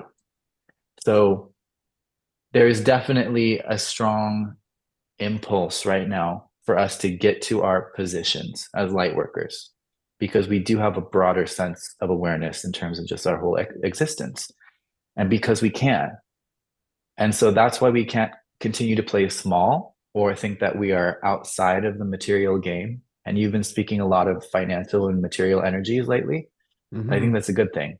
I think it is time for light workers to get really self-authorized in making bold moves and to stop letting the not self-ego get in our way and overcomplicate it because we're going to need the resources to build a new earth. And that's as viable as any timeline, but it's not going to be if we don't show up for it and we let these little modern day sensitivities get in our way. So go big, go bold, follow your authority. Okay, so start collecting food and rainwater. You heard it here, folks. Human design agrees. So I am feeling a strong, yes, I concur. I wanted to say the astrology, my psychic awareness has been coaching for the last 4 or 5 months. And I have nothing astrological to point to for this, by the way, that our mind is no longer capable of leading us. Like your mind has been programmed for all your past lives and all the programming of, media and all the programming of totalitarianism. The mind doesn't know. It doesn't have the answer. Stop looking at that smart ass. It doesn't know. It's got to be your gut feelings. What you're describing is, sort of like Survivor, like the reality show where it's like, there ain't no internet. You're going to have to figure this out like the tribes did with instinct. If you have, how do you not die? You keep your instincts open and you just start reading the consciousness of the moment. But it sounds like you are suggesting that we are going to have a bit of a system-wide breakdown to some degree. Mm-hmm. You feel that that's affirmed. And there's this huge call. I was just at an event last week and just the call to create alternative communities is just so repetitious. It's like nail polish commercials late at night on TV. Like it's just so, you're seeing so much. It's coming up so much. It's in the collective mind of the light workers. When you say the light workers take their position, do you mean their authority in life? Or do you mean their position for the transition, that they have a calling in that moment? I think they're one and the same, honestly. Yeah. I don't think you can take your position in your calling if you don't take authority in your life. And Yeah. the first step to that is realizing that you do not have an external authority. There is no thing outside of you that could be your authority, even if you wanted it to be. No Yeah. person, no belief system, Yeah. no governing body. And that's where your strategy and authority come in. And so, really, it's scary to own your power to that degree that you are fully responsible for your existence, but it's kind of the only way forward. And those that sleep on that potential will be caught in the tides, Mm-hmm. and you don't want to be in the wrong place at the wrong time when these giant gears of the machine of the ages are shifting. You don't want to be that person that's like the ground's cracking open. You're like, you go down there. So Right. yeah, and building this network, within our tribes, within those that share a vision, that share a belief system, that share values. I mean, we are the future resource. Humans are the resource of the future. We already are, but for our own good now, not because somebody else needs to hijack our energy to fuel their eternal life schemes. So believe what you're hearing about the need to band together and to make different decisions about life and to be weird and go in a different direction and get back to the earth because she will always be here with us and for us. Mm-hmm. Society won't. Right. So you feel like this is a big transition of society, a big rebirth of society then. Do you feel it's Mhm. splitting in two directions as far as people becoming one with the silicone machine and then people advancing spiritual technology on a different path, that there's a kind of a divide there, like many have prophesized? Yeah, I think that they're trying to stage like this false messiah, transhumanist return of the goddess, but it's actually a robot consciousness kind of thing. Mm-hmm. Um, and I think that's definitely a timeline where everything will kind of be homogenized to a new degree that is really just weird. And that's the only way that the society that we have going now could continue, is to really have everyone plugged into something going against the grain of the energies that be in order to like hold it in place, kind of like the Matrix. Um, Mm. and then we're gonna have, our willful, self-authorized, earth-based, collaborative, um, self-embodied beings that are going to be self-empowered in this time, and they're going to be kind of invisible to that world. Vibrationally, it will almost be like walking through that veil where it's there, but they don't really interact like on an electromagnetic level as much anymore. And the raves are going to change the world too, and we don't know what that's going to look like. There may be raves that are at the center of the robot society and are kind of used to build out and manage that whole system. There are going to be raves that make things possible for the organic humans that wouldn't be possible otherwise, and kind of give us a leg up. And all we know is that the program and the system of this planet is going to favor the raves because they are the evolutionary edge. So the Mm. resources, the energy, the free passes from Gaia are going to go to the raves. So if we're on team rave, we're probably going to have more leeway than if we're plugged into the metaverse in a med bed and giving all our energy for a social credit score or whatever. So Yeah, that's funny you bring up med beds. We can't go down that wormhole, but it's sort of like, hold on a second, you're waiting for a computer to heal you? Don't we have that power ourselves? Like, yeah, it's sort of the lines are not very clear between. I'm all for a community built on raves. I was talking about that earlier in the show. I couldn't believe you're going to come up with that. That's really crazy. And I was talking about how the rave culture was. I literally was talking about how I went to a meeting, and I don't know if you've been to any collaborative things recently, but I went to a collaborative event in Texas for the Eclipse. But I was really compelled by the huge the huge community pull, like the community. Whereas before it just sort of had this like, catch you online. Now it's more of like a my brother, my sister. There's a stronger pull I mm-hmm. found in years. And the only time I felt that was back when raves were popular in my 20s, and the plur communities I was talking about. It's just like I haven't seen that and then the 60s or whatever. So I'm seeing it. So are you building an a high vibe city in Huntington Beach then? What are your plans? No, no, I've seen basically a human design center for differentiation and like a rave gathering place, space, and kind of multiple actually of these kind of safe zones for the raves to come together, not be interfered with because that's what they need. They don't need us to push our conditioning onto them. They need to just be Right. allowed to do their thing. And from what I've seen precognitively, they need a lot of silence and they need a lot of space. They're going to be very sensitive beings until they're Mm, fully online. So a place that's always been, like my sun line goes through Hawaii. Big Island was where my whole journey began. I mm. feel like that is going to be an epicenter on Big Island, and the Earth consciousness of Gaia is very strong there. She's very palpable and can help you out a lot there if you're in the Hmm. right spirit. Yeah. And then there are projects coming in the UK, in Ibiza, and hopefully more places around the world to kind of be, yeah, these havens.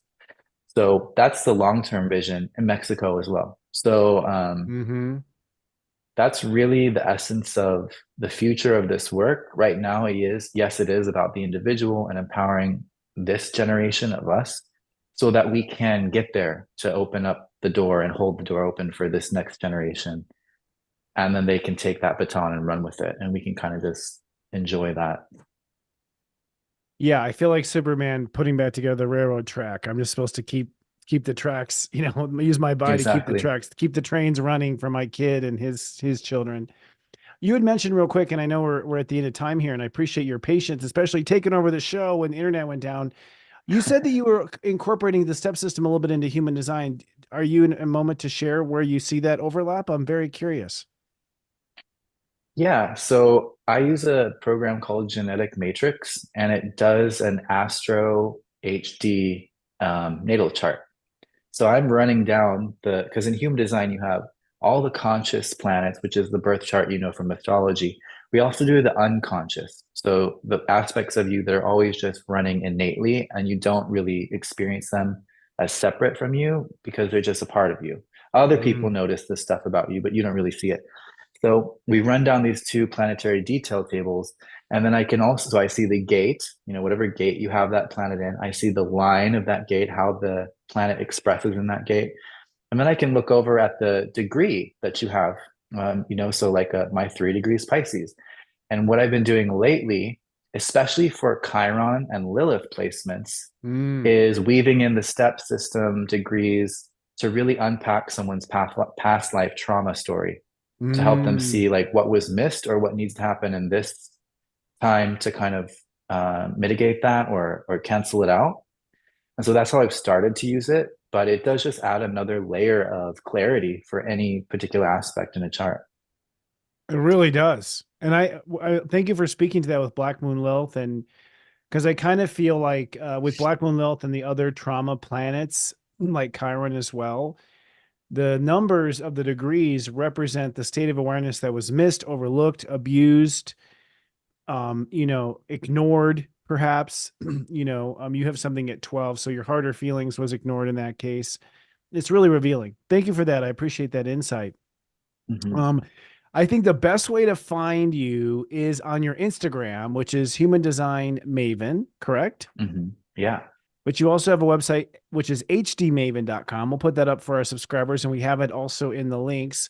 But currently, you have a webinar to invite people to Quantum Cognitive Academy. Wow, that sounds super wizardy. What is that, brother? Quantum Cognition Academy is how I've really always wanted to teach human design, and it's over the course of a year. And so, what we Wow. do in Quantum Cognition Academy is we take a more receptive route to learning human design instead of trying to cram all this complexity into our brains in 12 weeks or whatever. We're actually communing and walking with the gate that the sun is in as it moves every 6 days. Oh, So we wow. actually get to move through the entire mandala gate by gate, and we're not just intellectually, crunching the numbers. We're seeing how is it at play in my design? How is it in play in the people around me? What is this energy? What is its actual essence in life rather than just a conceptual view of it? So Mm. I've done many other types of more traditional courses in the past. I've always wanted to do it this way. I'm doing it this way this year because it's Dragon Year. It's time to go big. And I feel that it'll actually help people learn because people can kind of get overwhelmed with all the detail and all the like, where does that fit and where did that come from? And I can't remember what that is. This will kind of embed it and embody it in the cells, in the cellular memory, more than just the intellectual memory.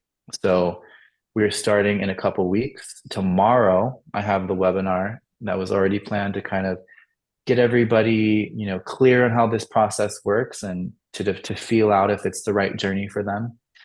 And we're starting on the 23rd for a beautiful year together. And I'm calling it the mothership because I've noticed as a quantum wizard, when you come and become one of my students, we're in an energetic container. It's not just a class. It's not just something you're looking at on a screen. It kind of envelops the whole experience. And people make really amazing shifts that are just extremely satisfying to witness and beautiful. So it's learning, it's shifting your frequency, and it's going to bring you things you probably aren't expecting in a good way.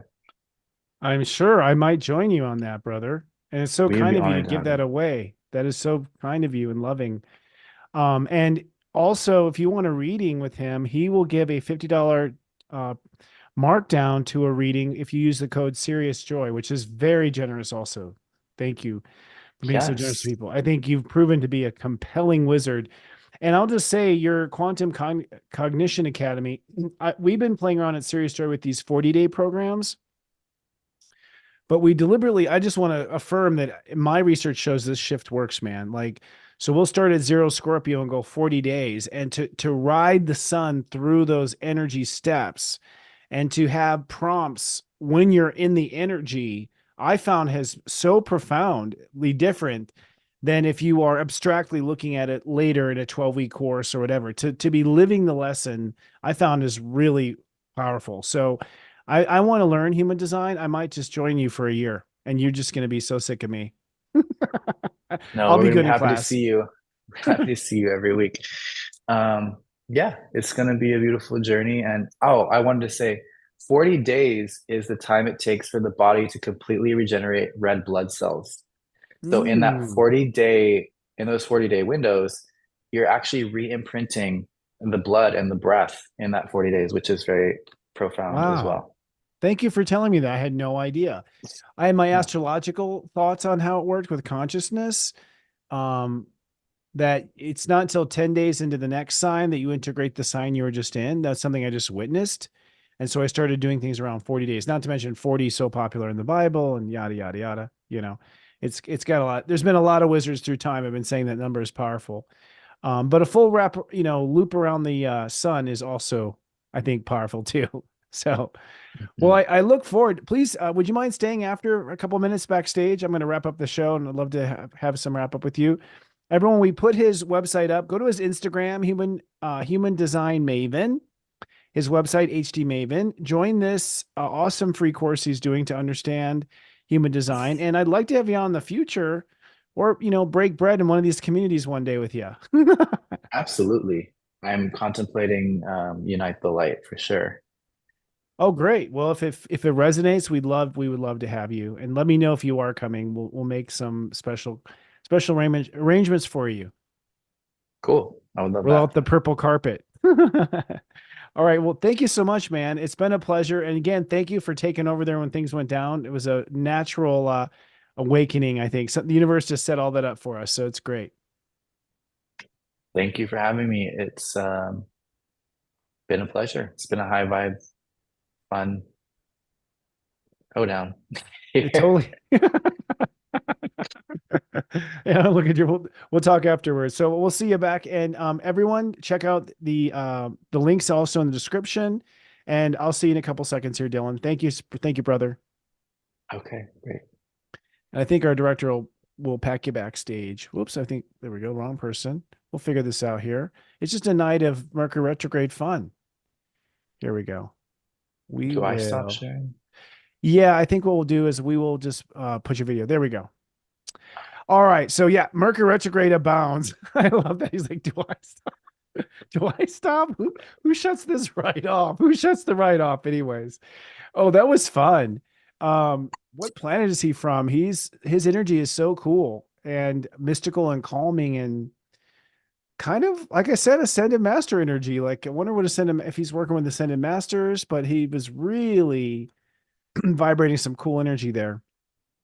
And I noticed that a lot of people are familiar with this work. I saw David Palmer in the chat. Hey, brother. I know he had interviewed him not too long ago. There's a lot of clips on his site with David. So definitely a part of this soul family. Like I've been saying, it seems like our soul family is ready to come together. And I'm really glad that Human Design Maven, Dylan, spoke to that's where the world is going. And it sounds like we have until 2027. Like we got 3 years and countdown. I don't know if you guys seen the movie Don't Look Up, but it reminds me of the movie Don't Look Up. We got 3 years before the asteroid hits. We got to build the worlds. And, that speaks to my first comment tonight in our closing, which is the Unite the Light 2024. Let's co-create. Let's co-create is our theme. I think Dylan tonight just spoke to why it's important for us to come together. I believe if you come to this first one, you're part of the magnetic encoding. So I think, don't let money get in the way. Let me just say that, folks. Listen to your spirit. This is a pilgrimage. This is an important moment. As it stands, I don't want to say anything out loud, but we're not in it for the money, the producers of this. We're in it to help the world change, to unite the light, to bring us into a common golden thread, to begin the discussion of these communities, to begin the discussion of this culture that we are creating, to go ahead and exit the rainbow freeway and start to build this 5D awareness to where we can set the stage for the raves to come. I love that whole term. That's fascinating to me. So if you feel even an inch of desire to come, please do. Please come break bread with us, talk to us. We've set this thing up to be more about networking than about sitting down and listening. It's more about interacting, connecting, networking, and aligning. I think that none of us can do it alone. We can't reinvent the wheel. If we want to compete with other situations, we have to pool our resources and our consciousness and our talent and collaborate with people who are in the right frequency. So someone has to throw that party, and that's what SiriusJoy and my partner Devin Dewar are doing with Unite the Light 2024. We do have a new website. So if you haven't gone to our website, I ask just please go to the new website. Tell me what you think. At the bottom of the tickets page, you can put in your email so that at least you're part of the community. You're receiving emails. You'll know about the next time it happens because this will be a every year annual event. And I'll tell you right now, I'm just going to say this boldly and bravely in this broadcast. I would love to, when we start having these alternative communities opening up across the world, which by the way, they're being built. I have friends who have the blueprints, who have the funding, who have the technology. This is not a pipe dream. These alternative communities are starting to be talked about and built. I would imagine Unite the Light will end up touring these communities and not be in the big cities anymore. They'll probably be on this land. So come be a part of it. Be a part of Lightworker history.